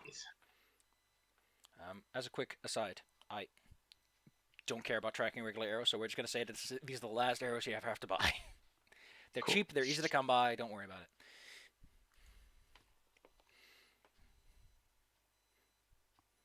It's no snow off my back, as they say. Well then, like a profitable day today. And see, this is why my business is so booming. Because sometimes people like you come by, and I can suddenly afford everything. Well, you are the nearest burg to the mountains from where we were headed anyway. Well, you saw a Tengu there. My. There's not too many around here, you know. Yes, his name was Clethy. Ooh. No, I've not heard of him, so. But this Should we get some lesser potions? Never hurts to have a quick healing potion. So while you figure out what you want to buy, and just I recommend making like a little list so you can just reference that when you're done. Would you like to talk to Brooke perhaps, or ask the merchant some actual questions? Because shopping is not the most exciting thing to be doing. I'd certainly try and learn more about the haunted fort. Well, the way to get up there is mostly overgrown, so you're going to have to contend with a lot of shrubs and stuff. Other than that, it's really begun to fall apart, almost like the gods have it out for it or something. Or it was just shoddily built and required constant repairs. Would explain why no one came to pick it up afterwards. Although to be fair, it's not like this road is used all that much anyway. Although, shortly before the place became haunted, this strange person came by talking about ill omens. A very strange fellow. Didn't even stop in town for a break. Just went right out. What did this person look like? Oh, they were quite well, they weren't short, not in that sense. But they were hunched over, trying to look as small as possible. Constantly had their face under a hood, and they were waving their hands. They wore these weird gloves, and things seemed to move and shake and quiver at the sound of his voice. Interesting. Yes. I hope not, he wasn't right, because it does give me the shivers how... Well, his presentation was spot on at the very least. Whether he's right or not, I have a feeling it could be involved. Well, if you happen to come across him, and it turns out he's a big fake, give him a good shake for me. It's rude to scare people like that. Yeah, understandable. But if he's right, buy him a drink and a meal in a room, because warning people is the polite thing to do. So it all comes down to how this turns out in the end. Oh, on that note, do you know of? I happen to know of. There's a fine gentleman who lives in a very beautiful mansion nearby who happens to like. What's it called again? He happens to have a big hatred of chromatic dragons, I've heard. And I can't help but notice that you claim you went to Stonetooth, was it? Yes. Yeah. I heard there was a dragon there. At some point. It's Watch long always ago. talked about it. We skinned it. It's Well, maybe you not should- there anymore. Maybe you should bring him a visit. He'll probably appreciate it. And he'll like you sit on those very nice futons he has. They're even called futons instead of just chairs. Where can we find this man and his manner? This person. These magical songs. Oh my goodness. I'm actually looking at pictures of futons just because the word's so fun to say. Now, excuse me. I'm allowed the pleasure of looking at the word futon on the church. Now, all you have to do is follow. You don't go east. You don't go west. You go north, away from the big, now haunted keep. You can't miss the road if you just take a look around town. Not many roads in this town as small as this.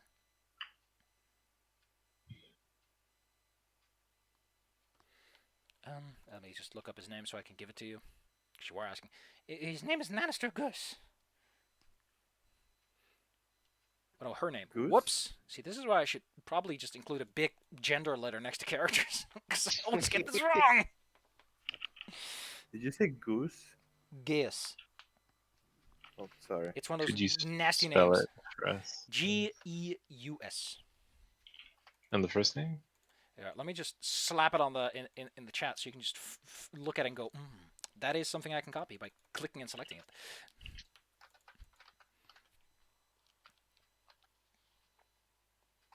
Interesting.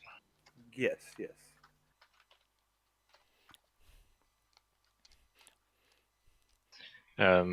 Hot Bath will take his actuary cap off and say, Yes, and we'll also take 8 minor healing potions and 2 lesser healing potions for a total of 56 gold pieces. 8 minor, 2 lesser, was it? Yep. No, wait. I'm gonna do this a smart way and just drag them over to your sheet, like an adult.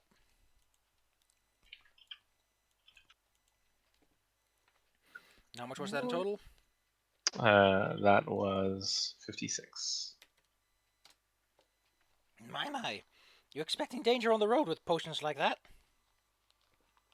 Well, we never know when we'll next be able to get some supplies.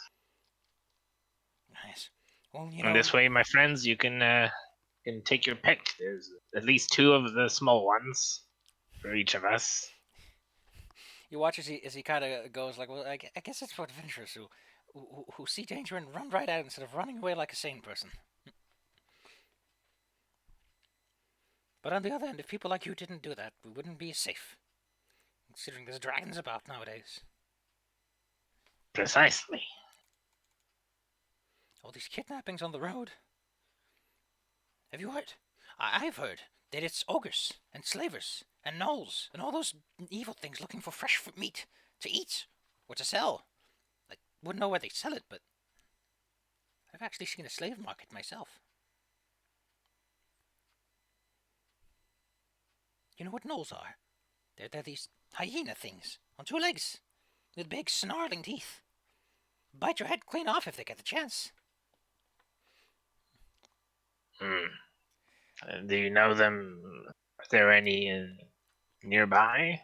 Oh, I've not seen any. But it's not like I go on the road myself. I prefer to stay nice in town where it's nice and safe. Have there Well, been any issues in town other than the big haunted mansion?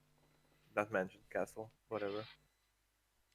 Well, let me just double check the rumors to make sure there's nothing here.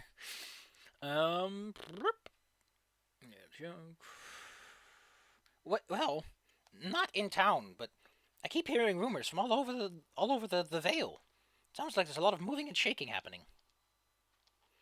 Oh, there's rumors about kidnapping, about gnolls, and rumors about dragons meeting and saying hello to each other. Just feels like we're at the horizon of a big changing event. Interesting. Interesting, indeed.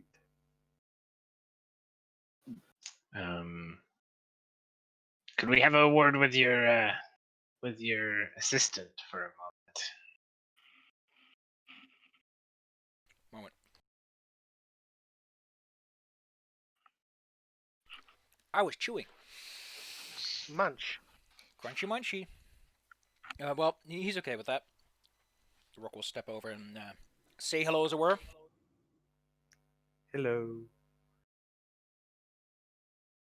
You want to ask a question? Your employer mentioned that you spoke with the hobgoblin Mm-hmm. Sarenites that passed through here. Yep. What exactly did they tell you? Yeah. Well, I'm just working at the store, and they were all like, "Hey, want to come on a pilgrimage?" And then I said, "No, I'm not in the to religion and stuff. I'm just trying to make ends meet." And then he goes all like, "Well, it'll be very, very enlightening if you come along and to take a look at the world and all that stuff." And then I kept saying no, and then before that, I even got some weird letters. I had to get the priest to read them, but they were very weird letters to say the least. Weird letters? Yeah, like weird letters. Weird how? What is it? I don't know, but they were inviting me to something. I think I left them at the priest. They didn't really care about them too much anyway. Don't know what they say.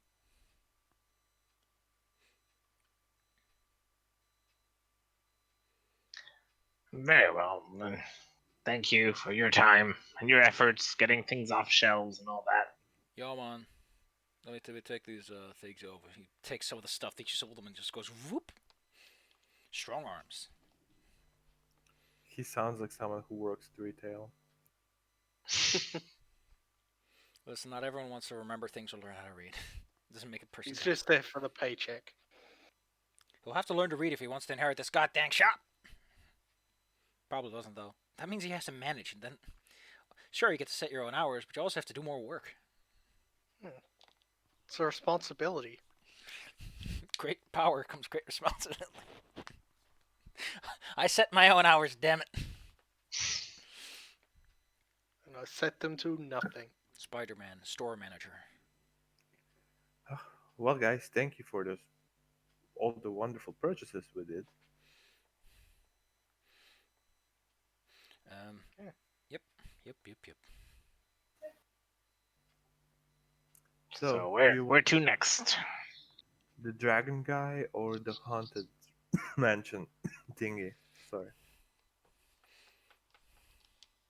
Oh, I'm definitely partial to the haunted mansion.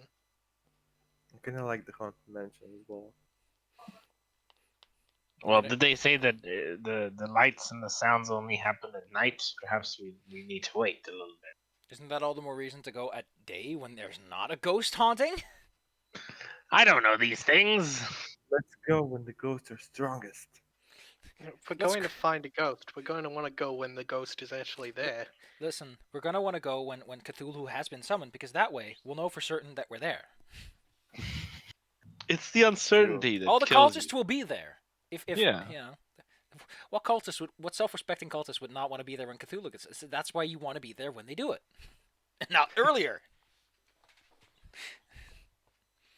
That is Just stupid logic, but it works, and I hate it. Stupid Would it- logic is the best kind of You logic. could also go to the church, because apparently that's where the letters are kept. But that's for you to decide. Maybe you can go there later when you're beat up and need a bit of healing. Yeah, we beat up the ghost, then go to the church. Sounds like a Get plan. yourself unhaunted and possessed. Yeah. Maybe the church has some holy water we could use. Holy water never hurts. I wish holy water Always had come scaling though. There's only just Yeah. well, there I are mean- spells for it actually that turn it into a freaking grenade. holy hand Holy grenade. hand grenade. Sort of.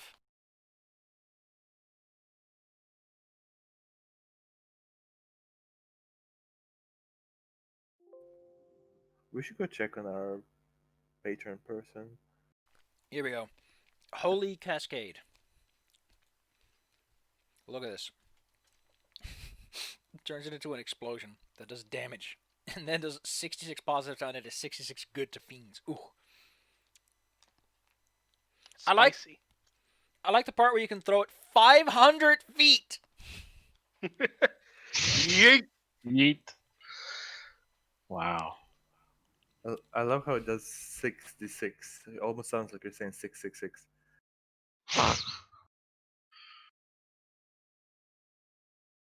That's pretty cool.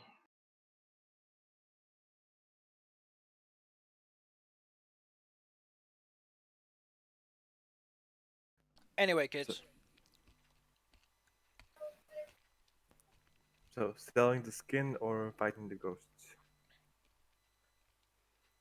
So I thought we were going to make something with.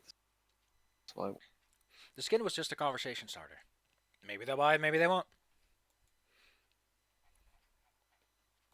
It's just proof that we slew the dragon.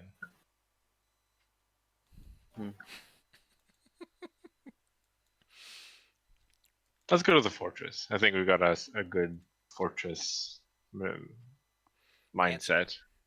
Hence, Yeah. you head on over to Doth Keep. Located a short distance on a hill. It's not that big of a hill, but it is like a fortified position, so if you had to run up there in full armor, you'd be like, oh, by the end of it. Oh. As someone who's walked up 10 flights of stairs in one go, dude, shit's tough. Jesus. It's all fun and games till the 7th floor, but the last 3 are. Oh, yes. That's when your legs are like, no, no, I don't want to exist. I'm made of stone. Stop walking. Ah! And then you die. And then, I mean, the fun thing is you recover from it pretty quickly, but it doesn't mean the way up is any less pleasant. I mean, my lazy ass just sits on the 7th floor there. I'm going to That's sit fun. until the building collapses and the floor is where I'm at. You move your way up to Doth. Indeed, there are many shrubs of evil intent in the way, tearing at your clothes and cape, and teaching you a lesson about, I don't know, keeping many satchels on you. The overgrowth is not just quite aggressive. Does anyone here have any keen insights into like the naturality of growth, like how normal this growth looks. If something suspicious may have happened. Which is an expertise in nature. Definitely. You would definitely notice that some of the like when overgrowth happens, it just grows outward like a little puffy cloud. So cute. But No. the plant is a bit slanted in places, implying that someone moved through here and chopped their way through it as well. It's grown back since, but there are clear senses that something has been disturbing this area in some capacity. Closer inspection may reveal more information, but you're making your way up, and everyone's like, move. Probably. I don't know what you are like when you're walking. Slashy, slashy. Hot Bath will sort of stay behind and try to get a closer look. Go ahead, roll me the nature.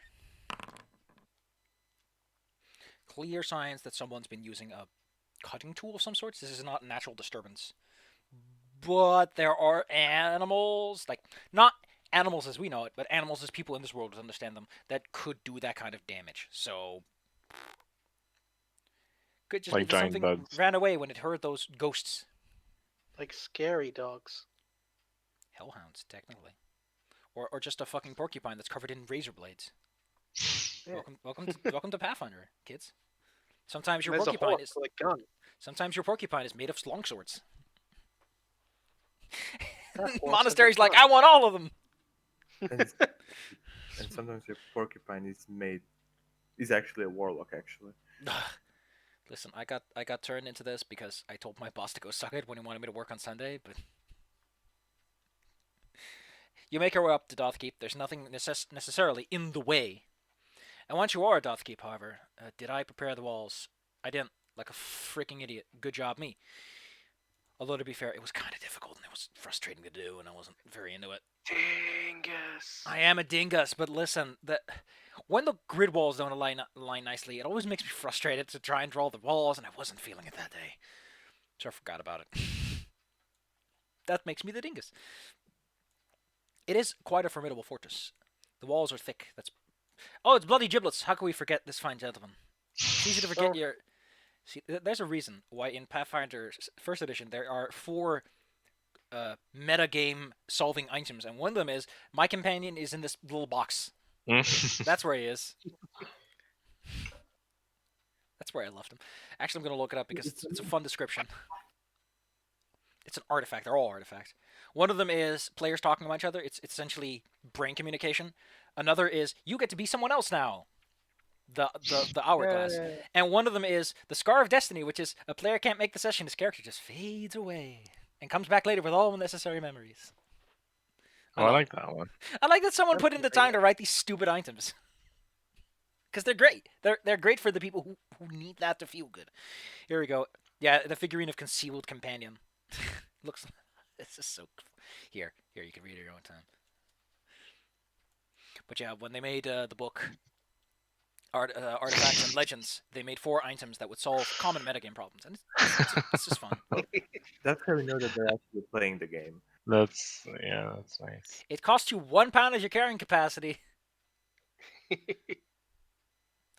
But hey, it's bloody giblets. Massive contributor. Yay. Needs to heal some of his hit points, though. That's how neglected he is. That special dog is here. There is no light here. I don't know. It's because I think all the maps have default lighting on. Well, I have Oh. my light on, so I didn't need to do that. Bloody giblets is just biting at a berry bush, getting himself a snack. Gosh, how big is this fortress? Several hundred feet across? Yep. I think scaling up this It's map big. is a bad idea. But doesn't matter. The point is you stand in front of a large fortress, largely dilapidated. None of the second floors have survived. Most of what remains is a couple feet, is like 10 feet or so high. Debris more than it is a wall, considering how much just garbage lies around it. The arrow slits are still intact, so if you wanted to use this as a fortified position, it would still technically work. Although anything that flies or I- goes overhead... can I have an occultism question? Yes. Would I know if the ghosts that don't appear during the day are actually in the mansion and just appear during the night? Now, that's technically ghosts are religion. However, occultism will tell you that ghosts are just always there. the manifestation is mostly up to, like, there are ghosts that are bound to time periods, but the whole midnight thing is one of those things that commoners tell each other to feel better about themselves. You know, Oh, okay. So they should be in here even though it's not night. they might not come out, but their essence is still there. Get a Ouija board and they'll come. All right, this is the part where I have to look at everyone's sheet and make sure that, okay, I have to look at, where does it keep? Where does it keep initiative? Wow, and their attributes, cool. It doesn't even give me the number. Perception 10, perception 11. Ooh, monastery 10, Snagu, cool. Just need to know what everyone's capable of seeing so that I know when to tell you when you see a ghost. Ghost. Spook. I'm scared. Ah. Help. Ah. Fucking ha. Ah. Oh no, so spooked. Okay, cool. Well, kids, Ah. you're here. Ghost. Ah. Yes, cool. What would you like to do now that you're here? You can take a look around, but you're currently standing outside, which means you can't see anything inside. That's how walls work, and privacy. Well, I'm gonna go boldly forward, sword and shield out, yelling various Seren Ray related prayers and threats. She likes swords. Put your weapon down, and you will be hugged. There will be consensual kisses. Reveal yourself, scourges Stop! of undead. Halt! Stay where thou I'm art. As you I'm move stopped. in this area, you notice a bunch of tarps and tents thrown over sections of debris and like sticks holding them up, creating what could be sleeping areas. Now, difficult to tell at a glance how old this is, like if this is like a recent development or if someone had used this like a while ago for squatting, but and maybe they ran away from ghosts. Ghosts are scary if you're a squatter. Ghosts are scary in general. But if you're the person squatting there, it's like, man, this ghost could kill me at any moment. I should be lucky. How do you respond to this fresh development? I go check it out. Yeah, we Snagu, should probably investigate them. who, now that they're no longer drained, can definitely take point. Until they die again. Taking a closer look, Snagu, you quickly discover that there are... Camouflage is a very broad term, shall we say. Someone had taken some blankets, smeared some schmuck on it, and they covered their bedrolls and backpacks with these large blankets. So whoever's here is still here, judging by the freshness of the food and the presence of a small blackened fire pit. So it's recent enough that the rain hasn't gotten rid of it. So Is it still warm? not warm. Well, how long does a fire pit stay warm? No, it's like in the afternoon by this point. So, eh. I mean, ashes stay pretty warm for quite a while. If they stay warm for like a couple of hours, then yes, it's probably still like warmer than it should be, shall we say? Like, yeah, I'd say probably a couple hours, if not more. I'd say that a smoky smell maybe like lingers distantly in the air. Snoot. Use Well, your it looks sniffing like- snoots. There's at least some living people here in the. How many of these bedrolls are there? Maybe ghosts like to start fires. You never know. While you're checking for bedrolls, can you roll me perception? Because Why, of course. you might notice something else around here. You find, okay, let me just count them. 1, 2, 3, 4, 5 bedrolls. What's more telling than the bedrolls, however, is that there's one section that's been cordoned off, and there's just this big goopy goopness in it. Like there's just this Ew. pit, and it's slightly slimy and acidic smelling. Do they have like a Different kind pet of things, slime though. or something? Hey, Putty, you should know what it's like to have. Yeah. Sometimes you need a pet baby. Sometimes you need a pet that's a jelly bean bag. Yeah. A friend. He goes to smoosh. He doesn't have a face you can smoosh, but if he had one, you could smoosh it really good. Yeah. Limitations. The trade-off. So what is this? Well, the assumption is correct. I'll tell you that much. It's probably a bed an ooze has been sleeping in. Oh. Oozes aren't constantly like acidic to the environment; they have a membrane. But if you keep an ooze in one place for long enough, it just starts melting the area a bit. An ooze There's going bed. to be hella bad ooze. As you stand here, who would notice this? I guess Bloody Giblets, because he's an animal, and animals tend to notice twitching a lot. Bloody Giblets does like that huh! thing, and his ear twitches at something happening over through the hole in the wall. That's what it is, a hole in the wall. Catching the twitchiness of his animal companion, just motion in that direction. Oh. I'll just kind of sword and shield out, just carefully approach the opening in the wall. Does anyone else take any preparations as they move towards it? Bow drawn. Giblets behind monastery. Because when you Ready get to close enough, cast. Monastery, a bunch of dudes will jump out of cover. They have the distinct markings on their face of the people who tried to, aggressively inform you that you were being taken hostage back in the dungeon, as it were. Why is my computer being so sluggish lately? It's not doing all that much. It's just not in. Let me check my task manager. Maybe there's like a program that's like I'm updating 24/7 because that's what you do. Yay! I'm gonna hero point my initiative because I Nope, don't it's like it's doing just Google being a dingus. See, this is what you get when you look up futon.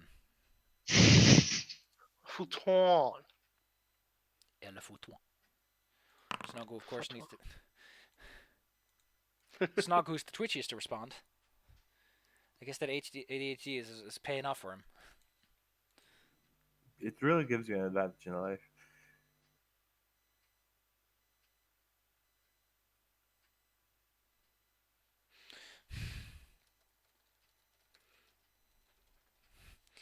Snug, I what swear do to you God, do? I'm not planning something huge. I'm gonna electric arc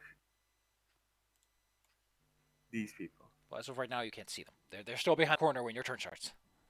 I'm gonna move a bit.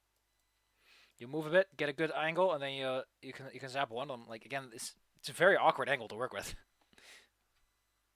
There you go. Now you can hit them both. Snuggle moves up. Snuggle shoots the lightning. God, what? I think it's maybe just a map. How big is this map? Data-wise, maps. Random attack. No, wait. This is castles, isn't it? I've made it. As Dizzy can confirm for one of my other games, big maps are big and can be problematic. No, it's less than the ones we were dealing with last time, so it's definitely just my computer having issues. I'm going to need to look into that. Anyway, electric arc happens. I've discovered something else fun that's really fun. If you click tokens and you then push the reflex button, it rolls the reflex save for you. They both get zippity zapped. Roll me the damage, please.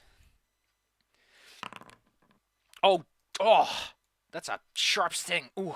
Oh yeah, because your cantrips get stronger now. Ooh. Zip zap. Zap to zap.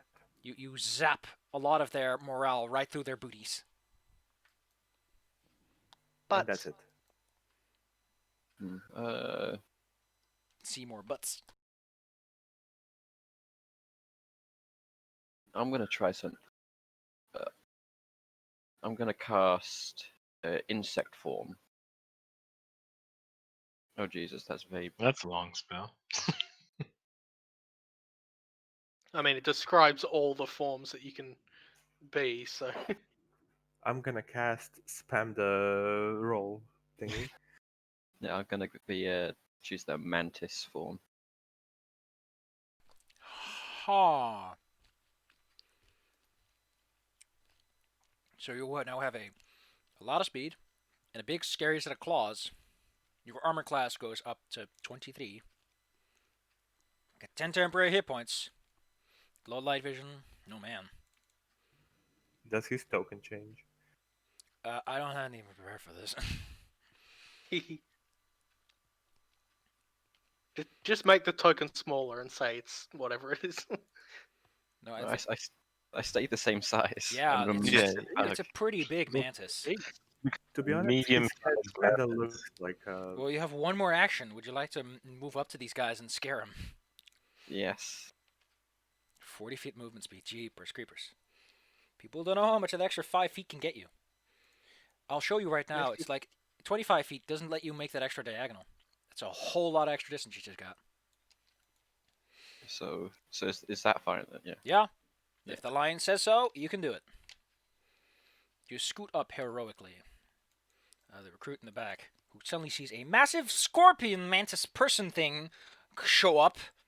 He's not an entomologist, so he doesn't know what you are. But he does know that you are hella scary. He has his weapon already drawn out, but he hops in. Huh! He gains the benefits of formation soon, once his other friend is moved into position. He puts up a shield, nice and cautious, and tries to. Ooh, ah! You're so tough. It's like you're made of rocks. Monastery. That's me. I am going to move over to here, next to Thierry, who is now a massive scary bug thing. In the end, aren't we all? No, we're not. No, that's silly. it's just And I'm gonna monastery hot bath. Stab this guy in the face.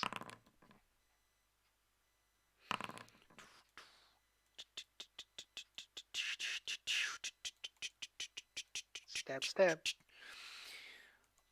And put my shield up. Oh, he feels that one. Man, they're all almost in critical condition.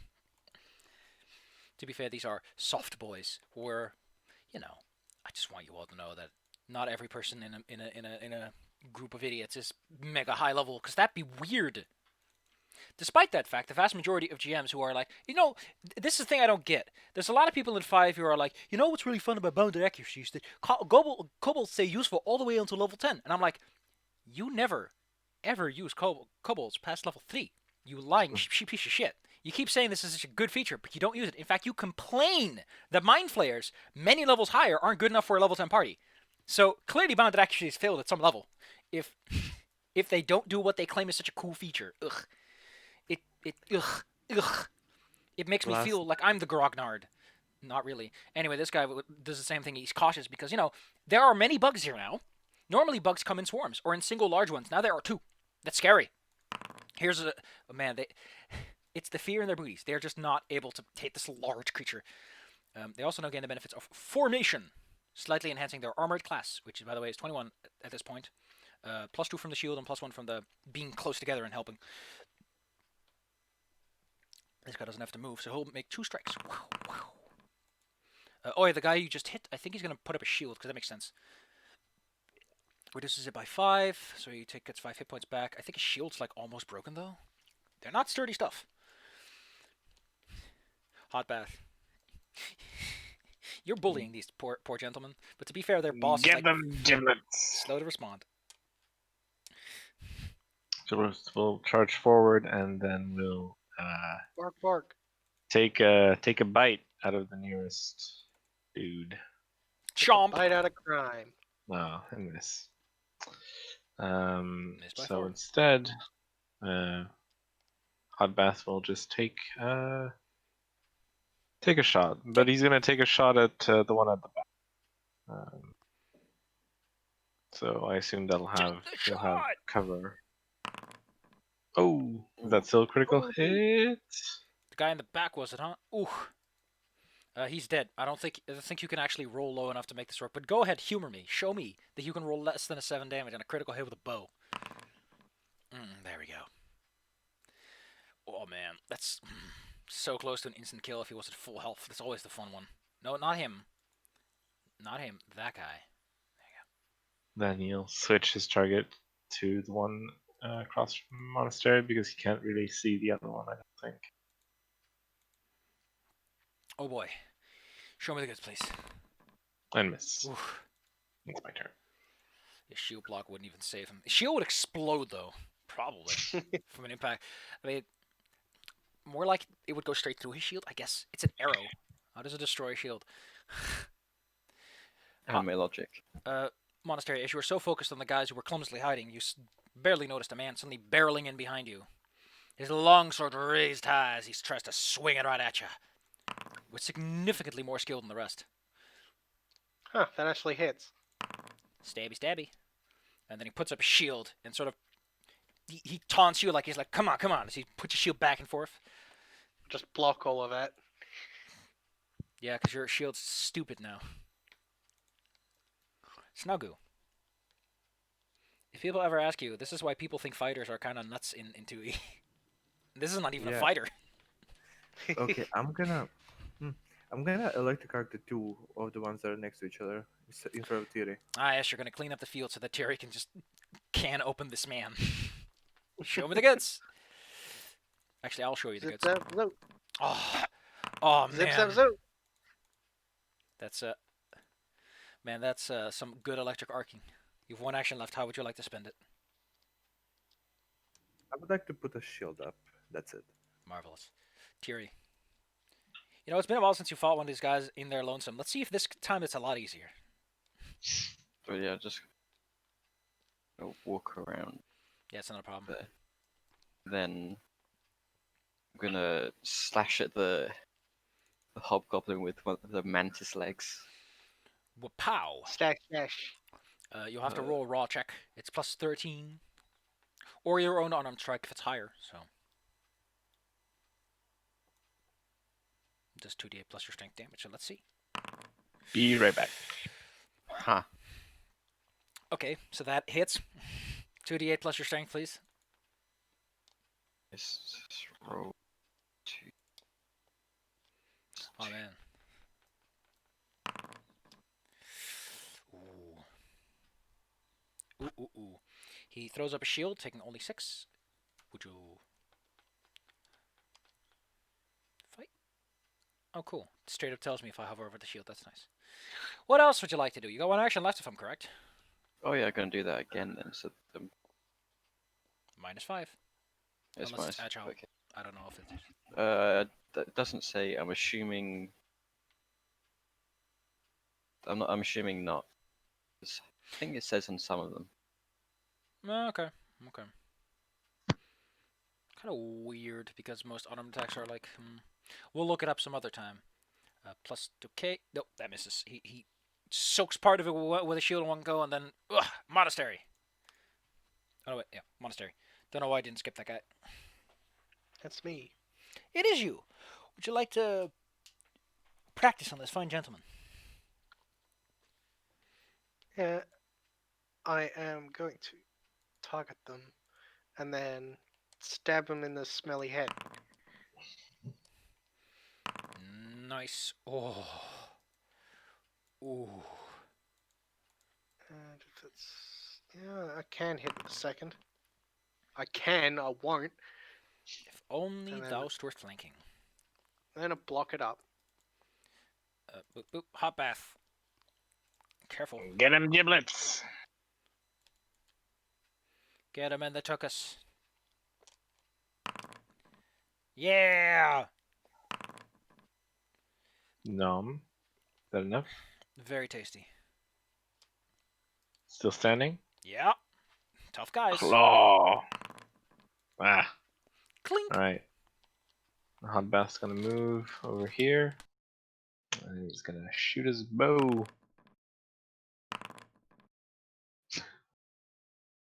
Plink. My turn? Base damage makes all of the difference. Steps. Shield. Monastery strike. Miss. Snuggu. I'm gonna move here first.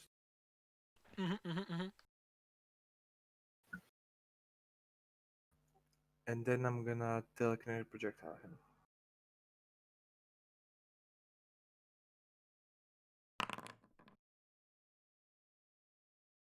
Nope. No. Okay. Fury. Can I cast spells whilst in insect?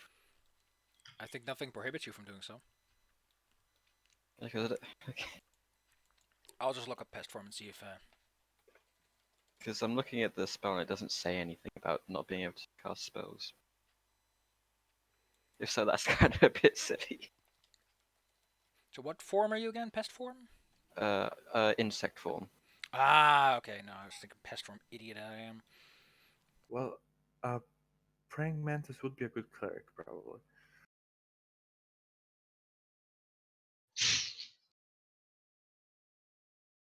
I think you can just cast spell still. That's gonna look interesting when I get dinosaur form. Yep. Just a dinosaur shooting lightning. Just like God intended. Well, I'm still just gonna go up to the hobgoblin and. Oh wait, no, I could have moved over here. Yeah. Oh, a quick thing I just noticed. There is a damage bonus of +2 on Yeah, I've been adding that.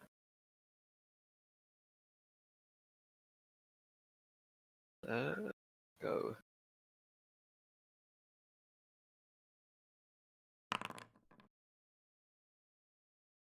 ouch.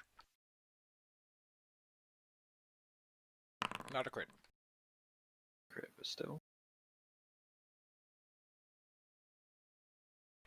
He'll block that.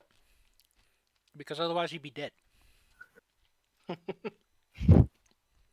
Then let's see if I can. Let's see if I can get another one. No. Not like that, you don't. Monastery. You got him flanked. Let him have it. Yeah. Flank time. Slashy. Miss. Slashy. Big myth. Shield up because I'm a weenie. Apparently. Hot bath. His defenses seem to only get stronger the more he gets hurt. Finish it, Dimwits.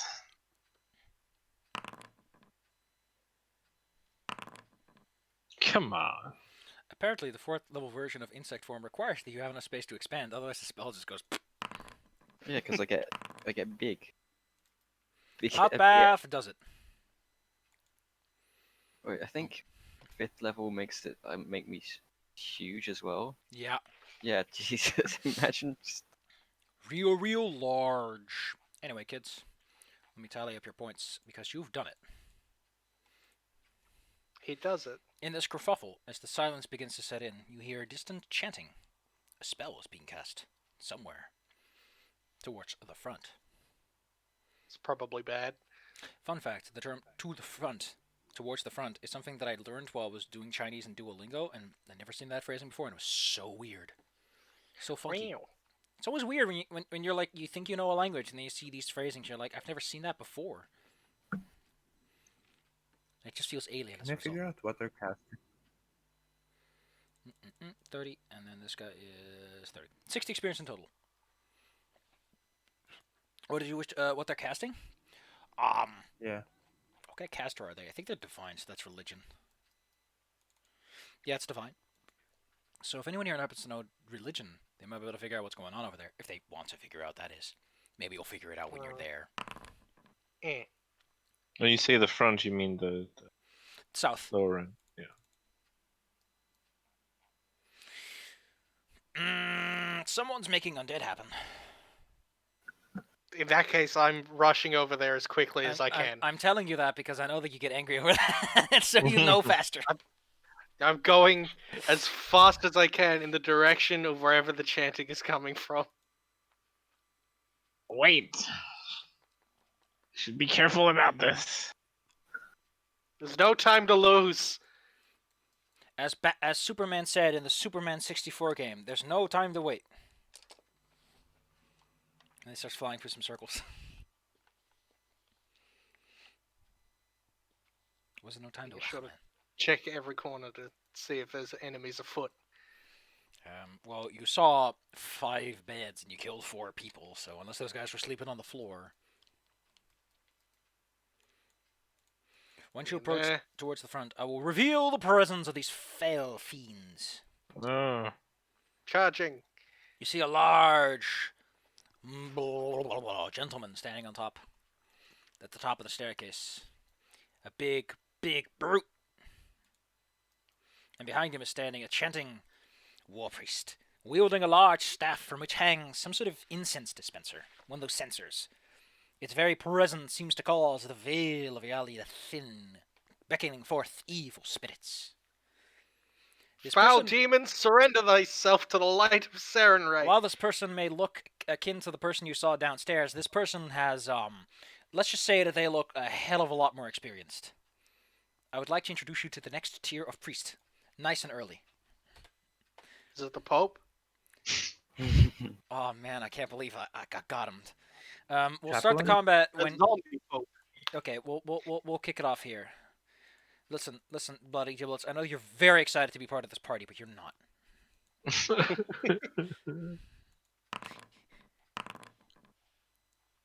He is a big part of my heart.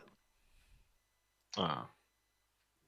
Why doesn't it want to do my initiative from the? I don't know. It Shortcut just thing. thinks that you're a jerk. I guess it's like, nah, I don't like you.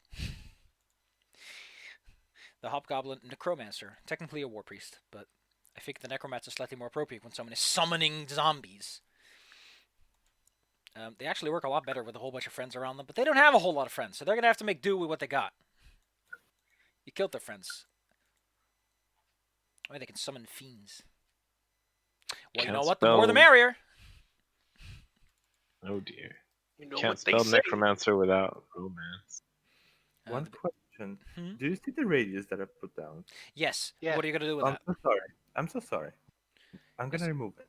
Yeah. Don't worry about it though. I'm not gonna. This person does not suddenly be. I'm not that kind of GM who's like, nah, now I know what you're planning to do. I will think around it. No, that's just a weird thing to do. I don't know why I thought only I see that. He summons a demon whose name I love saying, Barbazu. Ah, such a fun name to say. A Barbazoo. bearded boy. Look at his beard. And the bearded boy's like, cha, I'm here. He clenches his weapon with malice. His beard writhes, made of knives and sharp edges. However, he's been given instructions to guard the stairs, because you guys look like you're on foot. Monastery. Look at that. You get to fight an undead, a necromancer, and a devil. If there was just a demon here, you'd be all happy. I could have bingo. I mean, it could have been a demon. Summon a fiend, I think, is both. I kind of like the art of the Barbazoo from first edition Pathfinder. Rush the heck in. Yeah, they were good. I don't know. Second edition art's been some neat, some a bit too much, and others like, nah. I haven't What is really the- consulted the. Why does the lady on the art for Summon Demon look so dissatisfied? Listen, sometimes you summon a demon, and they're just like, hey, I'm not feeling it today. Can I come in later? She's in the middle of something. This is in the middle. And Oh god, the art does be in fact. gone. Be gone, evil doggo! It's not a doggo. but- Perish. Oh my goodness. Well, your weapon has an extra plus 10 to that, because 44 damage. As you just slice off one of its arms, and it basically looks like the picture now. Because one of its arms is just gone in one fell swoop. And it looks real sad. Hoppath. You will be laid to rest. While that was a fantastic move, it also means that I don't think you raised your shield, did you? No. I was very angry about killing a big zombie. Giblets, go for it. Scamper, scamper. Bark, bark. How proficient is your bear with stairs? Bark, bark. I think as proficient. I mean, it's a bear. Is he trained with stair lore? I'm He's pretty a- sure bears can walk upstairs. He's medium. Nah, yeah. I'm just joking. I know bears can walk upstairs. So that's his turn anyway. And then. Oh well, I need to move up a bit, I guess. Wasn't there a myth that cows couldn't walk downstairs? Actually, Hotbath sees this fiendish being, and he will attempt to pierce it. Pew. A fine Ew. blow. Let's see. What resistances, weaknesses, and immunities that he have? Well, you know, everyone knows you can't kill a devil with fire, so I'm not even going to spoil you on that one. But that's not relevant right now. What is relevant is that most demons do not care for simple mortal tools all that much, so you do 5 less damage. You did recently purchase arrows that I make evils. know. Yes, but Um, Hot Bath didn't think of it in the moment. Hot Bath was a little. Well, to be fair, maybe he's one of those lower level demons that doesn't have those resistances. Those do exist, I think. Snagu, do Okay. something, will ya? Okay, I'm gonna move a bit Ooh. here, and I'm gonna. Yes, I'm gonna cast Hydraulic Push as my signature spell, so heightened 1 level up. Evil.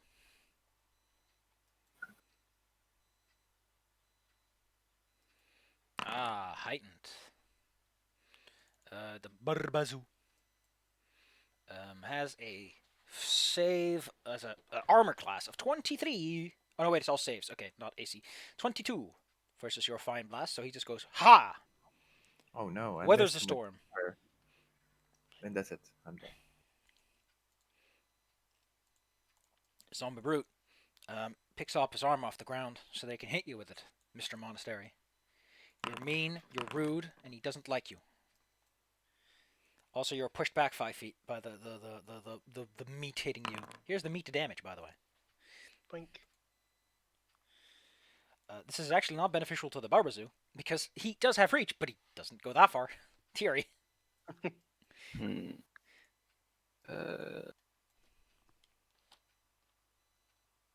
I'm guessing I'm not in insect form anymore. only has You the probably minute have like duration. 3 rounds left, I'd say, since you rushed over here immediately. Rounds left, you say? Make the most of it.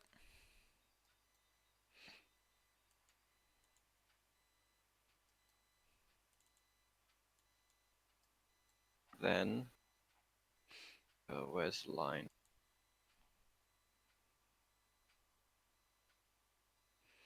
So how does this work? 120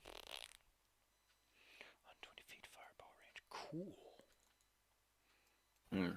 Okay, so you That draw a one. line. I'll let you say if you want to hit the Barbazu or the Zombie Brute with this line of yours. Also, this is only like 5 feet off the ground, so you can hit them both. It's the height doesn't significantly impact it. Okay.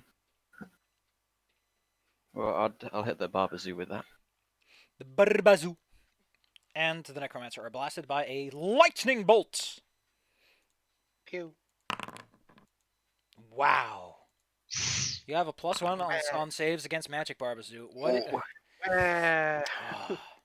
Let's see. He is immune to fire, but not resistant to electricity, so that hits him as hard as it would anyone else. That's a nice lightning bolt, especially against something that's otherwise resistant to it. This fine. Oh, man, look at that Necromancer. He rolled a 2. Oh, baby. He should have easily made that, and he's like, no. Luckily, he has a fuck ton No, of hit somehow points. I didn't expect this. No.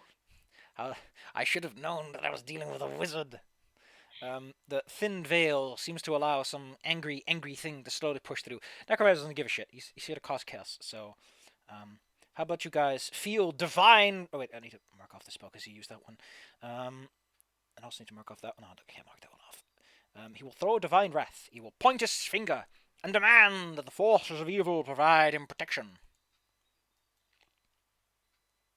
He creates a little baby's first fireball made of evil. And he'll probably try to prioritize hitting, like, I always give myself a nice little time limit on this stuff. Yeah, here seems to work fine. So DC 30 fort save as a blast of evil washes over you. If you are not good aligned, however, you're fine. I mean, since there's a paladin, they're just gonna assume that you're lawful. You know, just listen. Oh wait, I'm listen. not good aligned. Well, I definitely am. You're not good aligned. Well, turns out that works out in your favor because you're immune to alignment damage. That's not your opposite.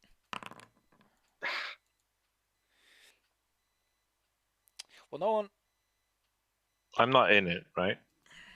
Oh yeah, yeah. You watch your friends in front of you definitely take that blast, but luckily Snagu is not good enough for evil to smite him. So he's like, oh man, that crit failure. Ooh. I only take 21 one damage because I have a resistance to evil damage. Thierry, in case you were wondering, has half of his level because he's still a fiend at heart. He's still a naughty boy deep down. Might not I'm admit to trying it. to do one. Monastery.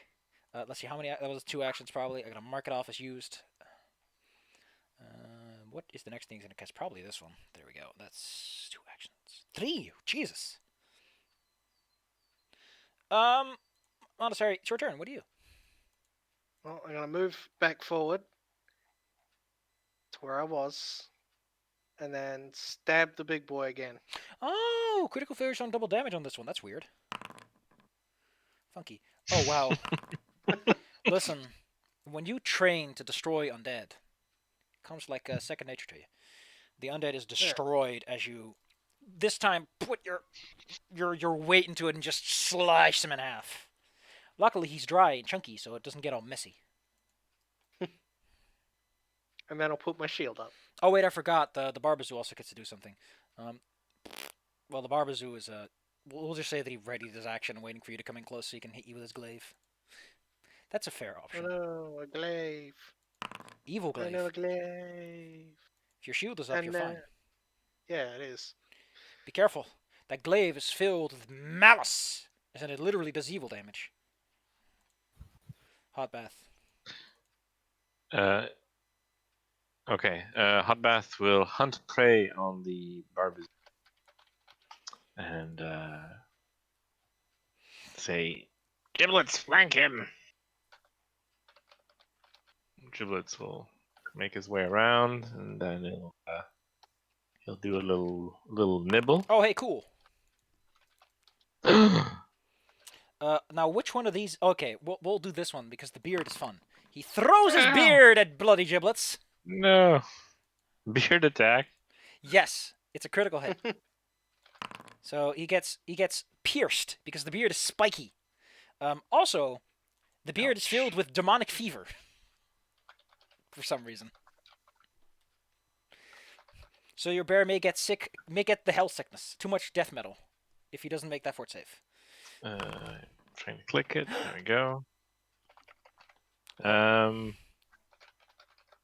Yeah. Evil sips into your innocent baby boy as he is whipped with a beard. After that, continue with your turn, please. Okay. Did I do a bite yet? Yes, I did, and I hit. Of course, he's going to resist some of it. Then Hot Bath is going to hunt prey on this Barbazoo, and then he's going to do hunted shot. But this time, as he notches arrows, he's going to take some of his silver arrows and shoot 2 of those.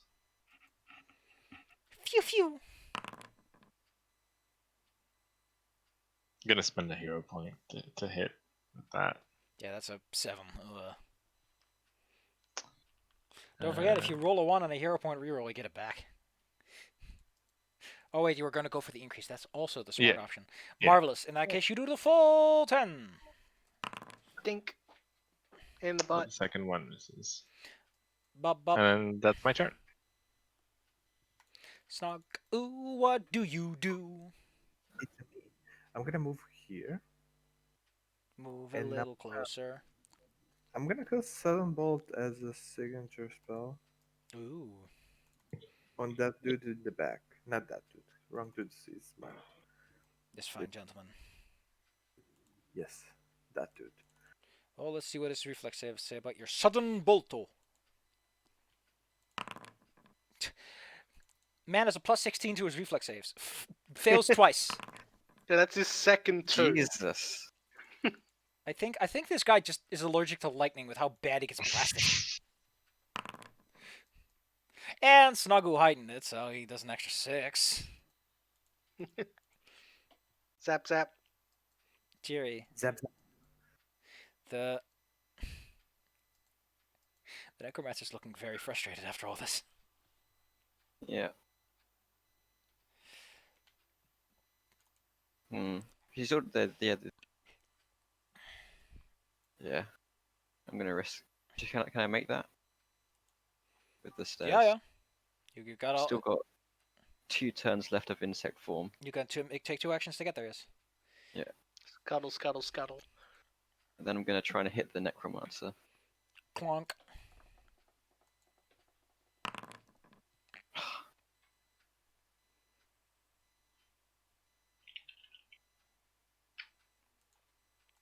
Oh, let's see what his armor class is. It's Guessing that 26. His armor class is big. Okay. You find yourself in an awkward position. As things are happening, a ghost slips through. It peels through the thin veil. Ooh. Yeah. You know, that's exactly what it does. It goes, ooh. Ah. It laments its faith, exposing you to the horrible, horrible poetry of its suffering. I think most people in this area will yeah. The monastery is just outside of the spooky range. Haha. Yeah.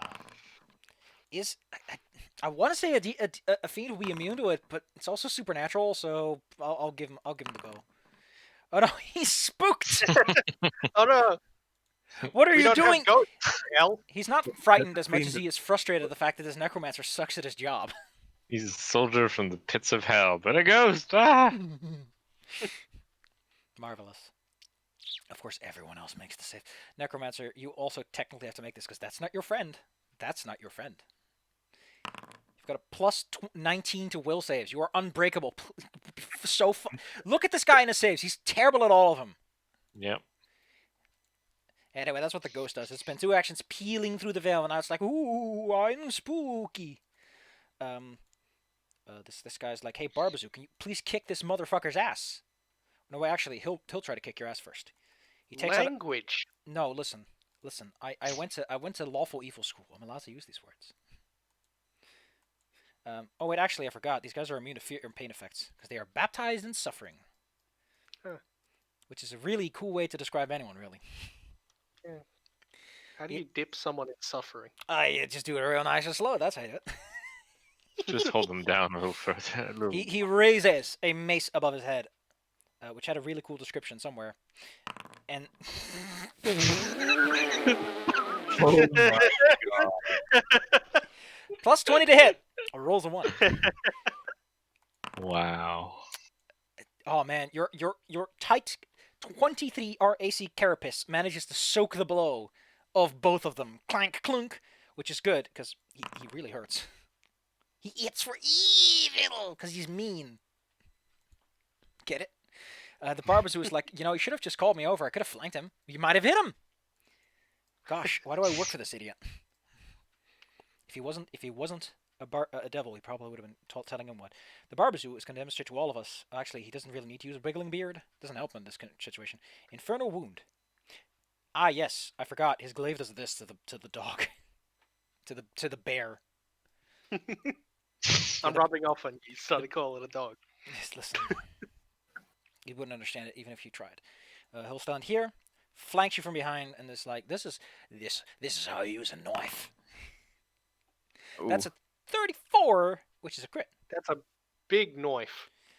Your carapace might not hold up. Oh boy! One hit Owie. point. 1 health. If only they had a bard. It rolled 2 1s. These bad guys are having the worst day. Yeah. Well, you're going to die at the end of your turn if you don't get that wound sorted out.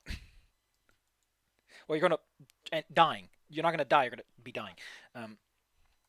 Anyway, he's like, oh, that's how you do it. That's how you do it. And then he gets less frightened because he's like, yeah. Monastery. By the way, do your mantis things have reach? I think not, right? No. Okay, then Monastery can't flank this guy with ease. Go ahead, Monastery, do your thing. Does Demon Boy have attack of opportunity? He probably does. Oh yeah, he's demonstrated that ability already on the bear, didn't he? Yeah, because he's big and smelly. He'll throw his beard at Yeah. you like he's a fashion model. Then I guess I'm gonna have to tank it. Because I can't get to anybody without passing through that area of denial.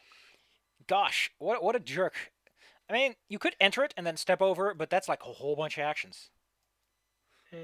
Yeah. It's up I to think you. I think I can get to here without triggering it. Nope. If I like zigzag. That in 2E, this technically falls within 10-foot reach because exactly of what you tried to do. Wow. Okay. In Yeah, which and- case, I'm gonna just go all the way over here. As I said, he's like, "Woo, my beard," Ooh, you didn't hit. because you got your shield up ahead of time because you're smart. This should be your first Yeah. action if you plan to do it. You stop your beard by rubbing your shield along it. And then I'm gonna use lay on hands on Tiri. Tira immediately restores, I think, 24 hit points because Jesus, lay on hands is pretty good. Is it heightened again at level 5? Yeah. In which case, I think it's 18. Cantrip is half your level, rounded up. Yeah, it's 18 then, and you get +2 AC Oh yeah, it's 6. for. Excuse me. Oh yeah, +2 AC. Nice. because your friend is like giving you a pat on the back, telling you to perk up, look lively, smile more. Hang in there, Tiri. Hot bath. These evil fiends cannot overcome our Um, bonds of friendship. Can Hotbath still see the Barbazoo from where he is? Yep. Okay, then hunted shot it is Whew, Ooh, he's gonna feel that one in the With- morning. with the silver arrow. between the cheeks. He's gone. Oh, he is dispelled, as the summoning energy is severed by such a significant silvered impact. He puffs into brimstone and other foul smoke. Okay. Takes a lot of pressure off of Monastery. Maybe I should have delayed and just waited for you to do that. You couldn't have known; it would have been a risk. Yeah. And then he'll say, "Giblets, get that bad guy." Are you forgetting about the ghost? Yeah, Listen, I mean, helping my friend was the priority. The ghost is next. I'm just gonna tell you that ghost doesn't look nearly as dangerous as this man with his big evil mace. And then Giblets is gonna do a bite. Of course, it's still up to you whatever you want to attack, the big guy or the little guy, because again, it's all about you. Marvelous. Oh, Yeah, go giblets. hit by 3, yeah, because his armor class is big dumb. He doesn't have any resistances though, so when you hit him, you just hit him. That's nice and clean. Bite that boy's butt. And then Hotbath is gonna move up a little bit. The Necromancer is now in critical condition. That's 25% and below. Snagu, what are you gonna do? I will. Oh, this is gonna be a waste of spell slots. But okay, I'm gonna True Strike a hydraulic push onto the big guy. Now you say that's a waste of spell slots, but I can tell you, what are you planning to fight anyone else today? That's correct. I mean, this does look like the big boss guy. You've seen the 5 beds. Oh, didn't even need it. Just gonna fucking slap this man. Okay, 26 damage then. Oh no, 24. Doesn't matter, he's gone. You fire this blast of water through the air that just hits him in the face. His mace falls on top of his face, and his skull cracks on the ground as you just blast him over. And also knock him back 10 feet into the bushes. Looks like Team Necromancy's blasting off again. Well, given the angle, he would go up first, yes. Well, that's that then. He certainly didn't know how to use his mace, so that's what he gets. Okay. Alright then, you spooky shit. Terry, there's still a ghost here, and he's like, I'm spooky ghost. Ooh. Well, considering fireball. I appreciate your go-get-him attitude. That's some zest. No, move that back. So one spicy meatball. Ghost, Oh, God, ghost, how do I ghost, make ghost. bigger? Because I Whatever. know ghosts can have other powers too, and I want to use one of them because they're fun. Of a big 20-foot. Yes, that's 20-foot burst. That's kind of crazy. Listen, if you're not planning to fight anyone else today, you might as well throw them out there. Yeah, I'm not. Oh well. Listen, you just got level 4 super baby slots. How about you have some fun spending them? Oh yeah. So Have some the of big fun. the nearby plants and overgrowth catches fire as a result of you blasting the area with a roaring fireball. But luckily it simmers away. Because guess what? Plants that are wet, and it's been raining recently, in case you forgot, they won't. Yeah. They'll sizzle a bit and scorch a bit, but they won't like burn up. Well, he takes 4. He takes 21. Wow, that's all. That's a third of his hit points. Like, you immediately you practically shove him back through that gap in the reality.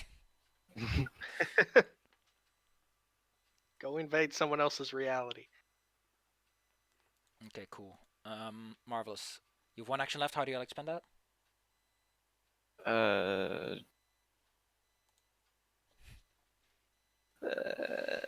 I will go ahead with an elemental toss because why not?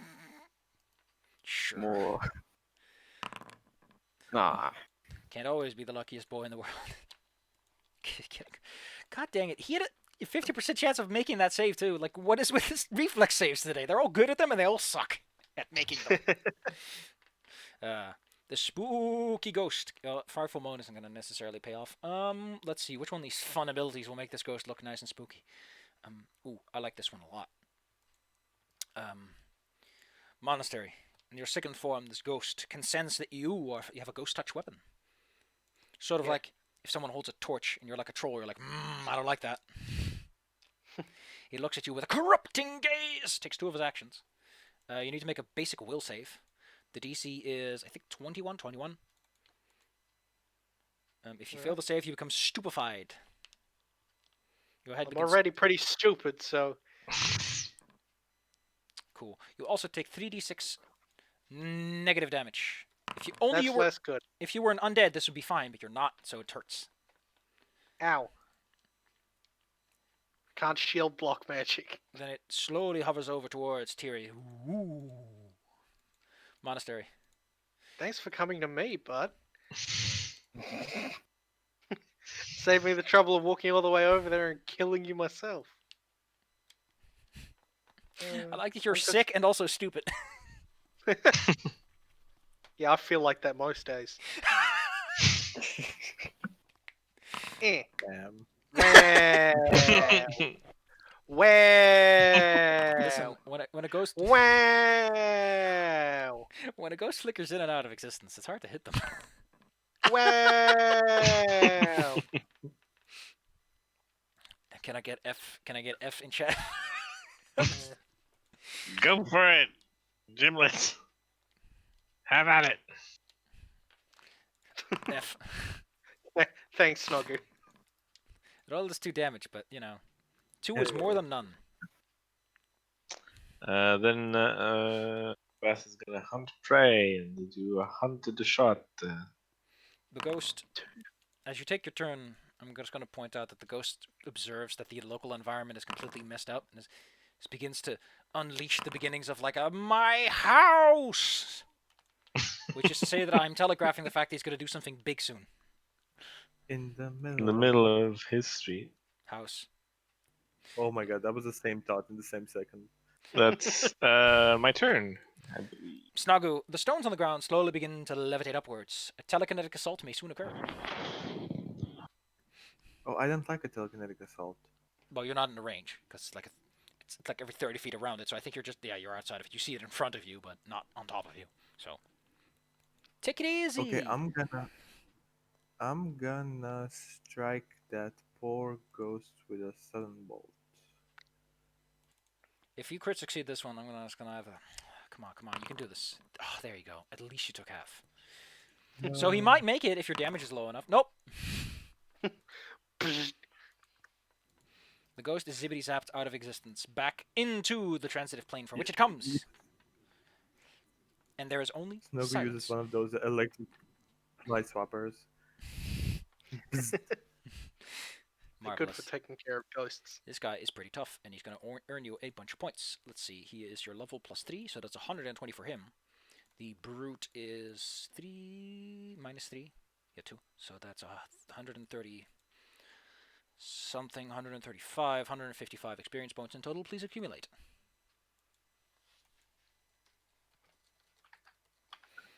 I think the ghost should say this as he leaves existence.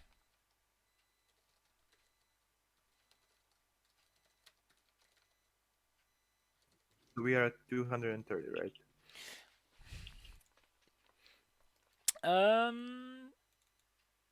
I got 180 on Monastery here. Yeah, so- that's what I had. I did, but what about the so 240, How I much- think. That's what it I was. think they How missed much- 60 experience points that I handed out at some point, or I don't know if I did. was that for it was the? probably at the end of the session. Oh man. I'll fix it. No, the 60 was for the the hobgoblins. Oh yeah. Oh yeah, I forgot about the hobgoblins. Well, you earned some gumption, as it were. Munch munch. I misheard you, and I like this name better now. Now they're hobgoblins. Hobgoblins. Hobble hobble. Hobgoblins. As you stand in the quiet of the room, you see that on the ground, burnt, are several runes, salty circles, and more, all which are very useful if you want to summon some ghosts to scare some people. I would like Like- to search Ghost Creator. definitely- person. I'm definitely destroying any of the summoning stuff around here. Now, I don't want to listen, Monster. I don't want to discourage you, but a broom is far more effective than a large sword. Well, no one said anything about being effective. Listen, can someone just buy this man a broom? +1 broom of magic sweeping. I Holy need to find a specific section in order to know exactly what's okay to give this man. Okay, cool. So, his big fuck off mace, which okay, here we go. The description is in the thing. This mace is permanently caked in blood and radiates a strong evil aura. Gridline creatures become enfeebled 2 and drain 2 while holding it, which is essentially 2 negative levels. It cannot inflict lethal damage and cannot be used to kill any creature. So if you were to hit you hard enough with it, you just fall over unconscious. Which makes the weapon all the more evil. As I Okay, mentioned, it's a +1 striking mace if you were to take it, but I'm not going anywhere near that thing. that thing is naughty. It's mean. It's got a swear word written on it. I swear I'm not it's gonna like And dookie. it's one of the nasty ones. It's like dookie. Yeah, Um, it's like a level 4 swear. He's also wearing a +1 breastplate, which isn't evil, and you can keep. Anyone need a breastplate? Let's see. No, I've got full plate. What other things do I have in the loot pile that I had prepared to give out to you guys? Here's some things he would probably have in his back pocket that he wouldn't use, 'cause, you don't need to use your dread ampoules all the time. Here's some dread ampoules. They are throwable explosives that make people scared. Ah, Befits the man, doesn't it? ah. He also has a set of ghost charges, just in case your ghosts decide to go crazy when you're summoning them.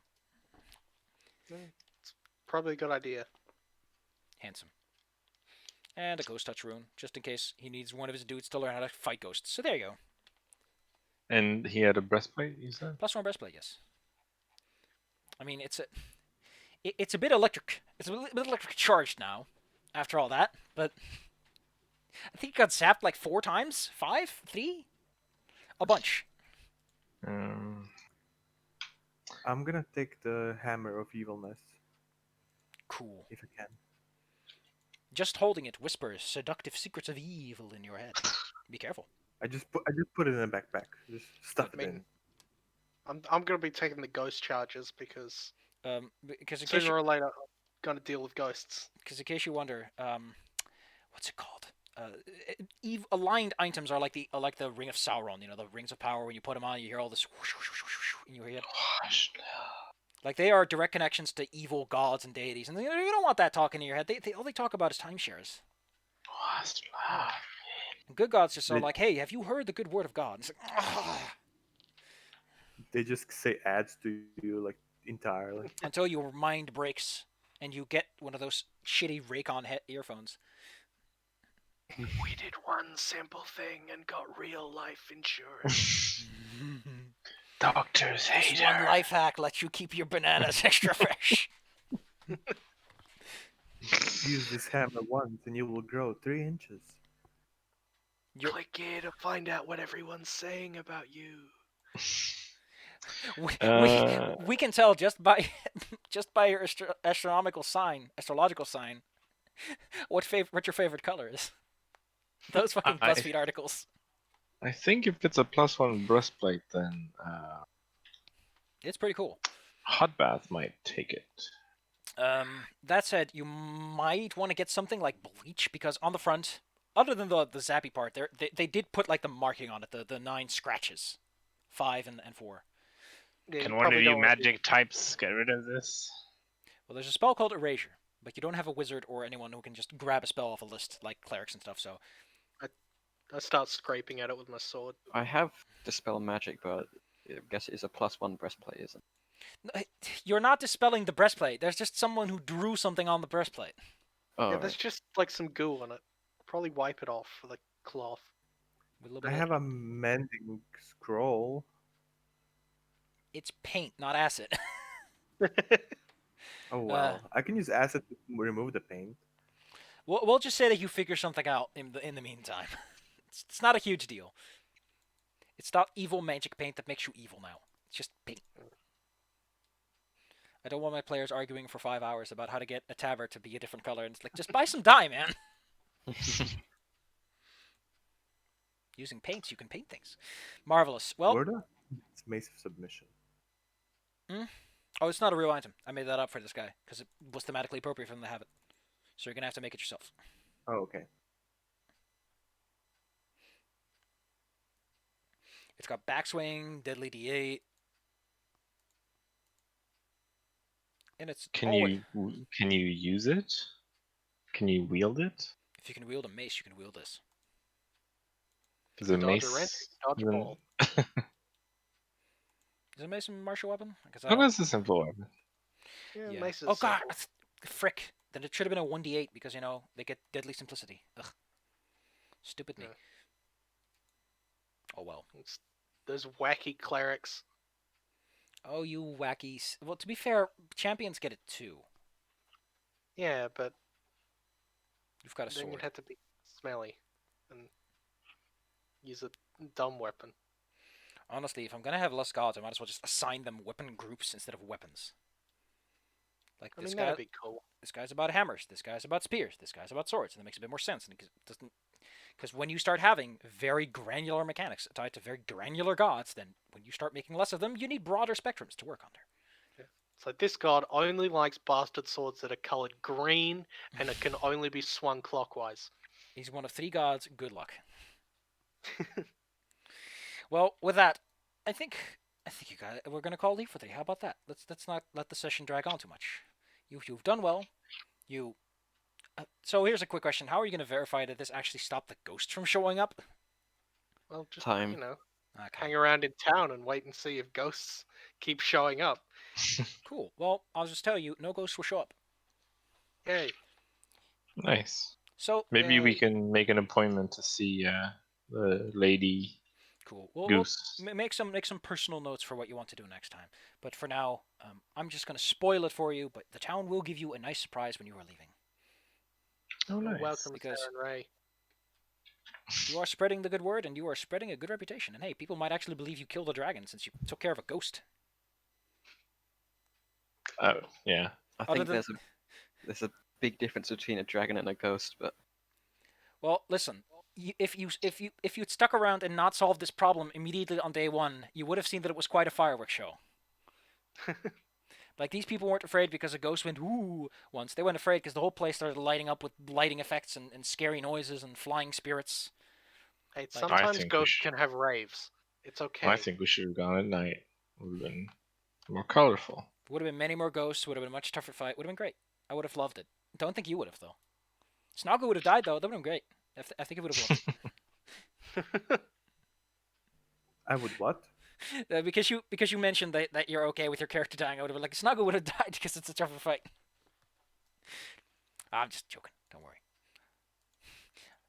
It's up to you how life goes. And the dice. Always the dice. Except the dice. Why must you make this man fail all of his attacks? And the saving throws. I mean, yeah, rolling a 2 twice with plus 16. Like, come on, man. That's Rest a in clear peace. indication that he's not used to fighting wizards. Like his god abandoned him. He doesn't know how to handle all these weird spells flying at him. He's like, Yeah, listen, they keep- I beat up these sword and shield goons. I'm supposed to fight a mantis. you get confused when mantis the that shoots mantis lightning. starts chucking lightning. I think that's the part where most people would get confused. Yes, You're like some kind of Mega Man boss. lightning mantis. Da-da-da-da-da. Hey, but that's not a man. It's like actually he's lightning mantis. Oh! Oh. The I'm Mega back. Man X Boss Goosh. Oh my goodness, that's true. Well, still better name than Boomer Kawanga. Oh my god. That's a bug name, wasn't it? Or something like that? That was the explanation. Yeah, it was like a weird translation of beetle or something. Like a specific type of beetle. Man, I should turn on my notification sounds because I don't have it on, I keep missing all these good memes. And they're timeless. Also, every time someone casts telekinetic projectile, I hear this part of this song. So I get an angry man. Oh wait, did that link the? No, Well, that just linked the song. next time, Wow. the gang is Oh, going well, to continue their fine journey on to Drellin's Ferry, now with more reputation. Gosh, at this Wow. rate, someone might actually go, I recognize you. You're that guy who did that thing. Whoa! Listen, you killed a dragon. Imagine- You got rid of a terrifying ghost situation. You have a name now. Although to be fair, technically named levels are like 7th to 9th. That's around that range. That's when characters tech. I heard that. I heard someone say that that's like the range where characters become famous by definition. Like you are so powerful, the things you have done must be important enough. You don't get to level to level 9 by killing hundreds of goblins, and even that would be memorable. Yeah, you'd kind of be the legend of the man who wiped out all goblins in the entire country. I mean, as a general, I guess, or as a military commander. Yeah, but you don't get to 8th level without at least some of your acts reaching someone's ear and somebody like, wait a minute. If you lead an army and they're your minion, do you get the XP for the mobs you kill? That's the question. Maybe. You give each of them 5 XP, then you get what's left. I mean, if they're minions, they are based off your level, aren't they? Well, an army like grand scale, like your character ceases. You're talking about a different scope of game operations, so I don't think you would Yeah, gain yeah. experience for it. Additionally, you're not killing anyone; they're doing it for you. Yeah. And they're normal people; they're not minions. They drink all the blood, which means they get the experience. They get the blood god favor. Yeah. I still haven't made my spell repertoire, the spell book that I can have.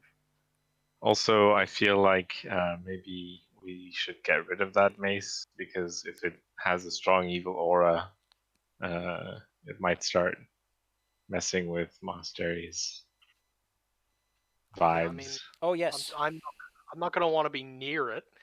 I'm Well- gonna have to rent the second bedroom for me to stay in. Well, I'll give you the gosh. There's a section here that actually mentions how the aura strengths work. I really like aura strengths of magic and stuff because it gives off this idea that there is something supernatural and it's strong enough that you can just feel it in your bones. Here we go. Actually, the levels are faint, moderate, powerful, and overwhelming. This is moderate. Personally, I like to go that good aligned clerics and stuff can feel faint auras. Moderate is when they start like feeling the oppressiveness of it. Powerful, normal people can feel powerful auras, and overwhelming, normal people start going evil from it. Do you remember the effects of detect evil in Pathfinder First Edition? And the depending on how strong the aura. Oh yes, was you of would the get creature, dazed you- from it. Yes. Yeah, yeah.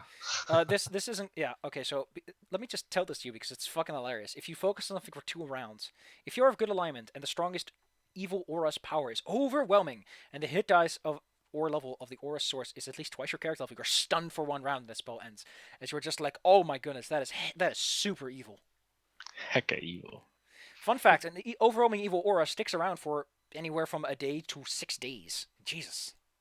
Wow. Just big stinky for a long while. Yeah, it takes a lot to scrub out evil. My plan was to take the mace to the church so they destroy it or something like that, so we don't leave an evil mace in a random castle. What do they call Okay. it? What, That's a what good call. what do you call it when a blacksmith takes like a hot weapon and they put it in water to quelching? I think it's called. Yeah. You quelch an evil weapon in holy water until it'll just goes away. Then it Probably becomes a good mace of submission. No, it just becomes a normal mace. You just had to. You just burnt away the evil. You didn't infuse it with good. You just wash the evil off. Goes back to neutral. Give it a little kiss to remind it that being neutral is fine. As you're doing it, and as the holy water is bubbling, and the evil fumes are wafting off next to it at a bucket with more holy water, hot Several bath is stages. scrubbing just the paint of Oh, yeah. his dress. It's not evil paint. It's just paint. Yeah. You can't be too sure. By the way, if you do scrub it off clean, it becomes a normal. Like the blood goes off. The blood and evil stuff clearly just goes off of it. But it still retains a lot of its features: the backswing, the deadliness, the non-lethal nature. It also is a +1 striking mace, so still a pretty cool mace. Yeah. I Hey. turned it into treasure. I didn't even make it as a weapon. I just made it as a treasure. Yeah, sure. If you want to sell it, it's worth a pretty penny. It's a cool mace. mean, It's worth 100 gold. It'd probably help with, if we ever find a skeleton again and I'd have to attack it with a sword. So yeah, this a +1 striking weapon is worth 100 gold pieces. You can sell it for 50. So or you could use it again to help out with the fact that this party does not have any bludgeoning damage potential. Yeah, probably a good idea to keep it around once it's clean. I should just throw more skeletons at you until you learn. Damn it, I will punch the skeletons. Well, we always have Strangle fireballs, them. It's more effective than your sword. but I don't get how our skeletons are so dexterous. Because they have no flesh to hold them back. Yeah. This is the part where my eyebrows go all row. Ooh. It's all of your meat that stops you from doing flips all of the time. If you were a skeleton, you could do cool kickflips too. Yeah. Anyway, I hate my meat. next session, Anyway, the gang is going to go down the road and see what's up with Talar. Maybe they'll even make it to Nimon Gap. Maybe they'll run into something else. Maybe they'll run into a dragon and everyone dies. Who knows? Anything can happen. Actually, it can't because I'm going to plan all this stuff ahead of time, and it's probably not going to kill you because that's not the point of this. This is not an exercise in player murder. If I wanted that, I would just play Dark Sun. It's literally just play VTM. You're gonna kill like 10 people in the first 5 No healing magic. Listen, I once killed a player once in a game, and no one died for all the other sessions, and I still feel bad about it because it was that one-time deal. It was a Bane weapon from a ranger with favorite enemy, and it's like, that hurts. Oh yeah, we were talking about the CR, the rating for the monsters. Yesterday, my group of it was 3 of us. We were all level 8. We destroyed an aboleth in like 2 turns. You see, I don't. The thing is, I keep thinking about why this happens. I know that that's not bounded accuracy per se, but 5e is entirely based on damage, and I think the problem is that at a certain point, increasing the hit points of something becomes a diminishing return of investment. And that's the problem, is that the damage scales up quickly at first, and then the increase is not that big a deal, so you just have, like, if at level 1 everyone can do 5 damage per turn, then yes, something with 20 health will probably stick around for a turn or 2. But then when everyone can do 50 damage a turn, then suddenly, what the fuck can you do? Yeah, I mean, that's where legendary resistance. This is also a problem with Pathfinder. This is just a problem with how health math works out, and I think that 5th edition should have done something about that, but they didn't. Yeah, the thing is, I have a gun which is a 1d10, plus I use sharpshooter which is plus 10, plus there's a 5 in there, and I have 2 attacks. Motherfucker! Poor guy. Mario. Just did up. Whereas yesterday, my party stumbled into a winery in a certain dark and mist-shrouded land. Was there a vampire bat there with like a man-head who's like, yeah, blee? Possibly. They were mostly just twig blights emerging from barrels, and the twig blights were rolling really high, and were actually surprisingly damaging. But yeah, then they got Hunger of Hadard. That was the end of them. Throw him in the black hole. We did PvP 2 days ago. My gun person will only manage to not defeat the bear barbarian that outlasted her. Well, in 5e, if you're gonna do PvP, combat is not the way to do it. You gotta have some spectacularness around it, like a big organization the players can operate through. Because that way, skills get a time to shine. Most forms of spells can be used in more creative fashions, and when it ultimately does come down to a fight, you gotta keep it more tactical. Because guess what? The numbers work, but the damage rarely ever works out. Like, you gotta think about it. There's more to PvP than just people bonking each other on the head with sticks. You can also Yeah. have them bribe nobles. Use polymorph on the. Of course, who doesn't? Use polymorph and throw him into a river. That's good enough. I'm polymorphing you into a heavy boy, and now you may swim. Bloop. Marvelous. Well, Well, we